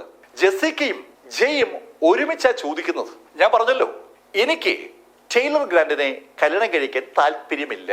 ഹേയ് നടാഷ, ഞാൻ ചില കഥകളൊക്കെ കേട്ടിരുന്നു. നിനക്ക് ഏതോ ഒരു ചെറുപ്പക്കാരനുമായിട്ട് അടുപ്പമുണ്ടെന്നും ആ ചെറുപ്പക്കാരനുമായിട്ട് നീ പല സ്ഥലത്തും കറങ്ങി നടക്കുന്നതൊക്കെ ഞാൻ കേട്ടതാണ്. അതുകൊണ്ടാണ് നീ ഈ വിവാഹത്തിൽ നിന്ന് ഒഴിഞ്ഞു മാറുന്നെങ്കിൽ അതിൽ അർത്ഥമൊന്നുമില്ല. കാരണം നിനക്ക് തീരുമാനം എടുക്കാനുള്ള അവകാശമില്ല. ജയ് എന്താ പറഞ്ഞേ? അതെ, ഈ വിവാഹം തീരുമാനിച്ചത് ഗ്രാന്റ് കുടുംബവും ഹാർമൺ കുടുംബവും ചേർന്നാണ്. ഈ വിവാഹം തീരുമാനിക്കാനുള്ള കാരണം ടൈലറാണ്. ടൈലറാ നിന്നെ വിവാഹം കഴിക്കാൻ തീരുമാനിച്ചത്. അതുകൊണ്ട് തന്നെ നിനക്ക് ഇതിന്ന് പിന്മാറാൻ പറ്റില്ല. ടൈലർ നിന്നെ വേണ്ടെന്ന് വെച്ചാലേ നിനക്ക് മാറാൻ പറ്റൂ. നടാഷയ്ക്ക് ടൈലറെ വേണ്ടെന്ന് പറയാൻ പറ്റില്ല, ടൈലർക്ക് വേണമെങ്കിൽ നടാഷയെ വേണ്ടെന്ന് പറയാം. അതാണ് കഥ. അത് കേട്ടപ്പോ നടാഷ പറഞ്ഞു, അതെങ്ങനെ ശരിയാകും? എനിക്ക് ടൈലറെ വിവാഹം കഴിക്കാൻ പറ്റില്ല. നടാഷ, ഞാൻ പറഞ്ഞില്ലേ, നിനക്ക് ടൈലറെ വിവാഹം കഴിക്കാൻ പറ്റില്ല എന്ന് പറയാൻ ഒരു അവകാശവുമില്ല. നിന്റെ വിവാഹം വളരെ കാലങ്ങൾക്ക് മുമ്പേ ഹാർമൺ കുടുംബവും ടൈലർ കുടുംബവും ചേർന്ന് തീരുമാനിച്ചതാണ്. നിനക്കറിയാമല്ലോ, 2 ദിവസം കഴിയുമ്പോൾ ഹാർമൺ കുടുംബത്തിന്റെ വാർഷിക ആഘോഷമാണെന്ന്. ഞങ്ങൾ അവിടേക്ക് വരുന്നുണ്ട്. മിൽസ്ബർഗിൽ വെച്ച് ഹാർമൺ കുടുംബത്തിന്റെ വാർഷിക ആഘോഷം നടക്കാൻ പോവുകയാണ്. ആ വാർഷിക ആഘോഷത്തിന്റെ ഭാഗമായിട്ട് സ്വിൻഡനിൽ നിന്ന് നടാഷയുടെ കുടുംബവും ചെല്ലേണ്ടതുണ്ട്. ആ ആഘോഷം നടക്കുമ്പോൾ ടൈലർ ഗ്രാന്റ് അവിടേക്ക് വരുമെന്നാണ് ജയ് ഗ്രാന്റ് ഇപ്പോ നടാഷയോട് പറഞ്ഞത്. അത് കേട്ടപ്പോ ജയോടായി നടാഷ പറഞ്ഞു, ഏയ് അതിലൊന്നും അർത്ഥമില്ല, ഞാൻ ഒരു കാരണവശാലും ടൈലറെ വിവാഹം കഴിക്കില്ല. അത് കേട്ടതും ചിരിച്ചുകൊണ്ട് ജയ് വാതിൽക്കിന് നേരെ നടന്നു. വാതിലിനടുത്തെത്തിയ ജയ് തിരിഞ്ഞ് നടാഷ നോക്കി നടാഷയോട് പറഞ്ഞു, നടാഷ, ഞാൻ വീണ്ടും പറയുന്നു, നീ വിചാരിക്കുന്നത് നടക്കില്ല. നിന്നെ വിവാഹം കഴിക്കാൻ തീരുമാനിച്ചത് എന്റെ സഹോദരൻ ടൈലർ ഗ്രാന്റ് ആണ്. ടൈലർ ഗ്രാന്റ് നിന്നെ വിവാഹം കഴിക്കുക തന്നെ ചെയ്യും. കഥയുടെ ഈ ഭാഗം ഞാനിവിടെ അവസാനിപ്പിക്കുന്നു. അടുത്ത ഭാഗവുമായി അടുത്ത ദിവസം വീണ്ടും കാണാം. ഇതുവരെ എം ലൈഫിൽ നിന്ന് ഡസൻ റൈസിന്റെ കഥ നിങ്ങളോട് പറഞ്ഞത് BS ചന്ദ്രമോഹൻ. കമന്റുകൾ ചെയ്യണം. Thank you.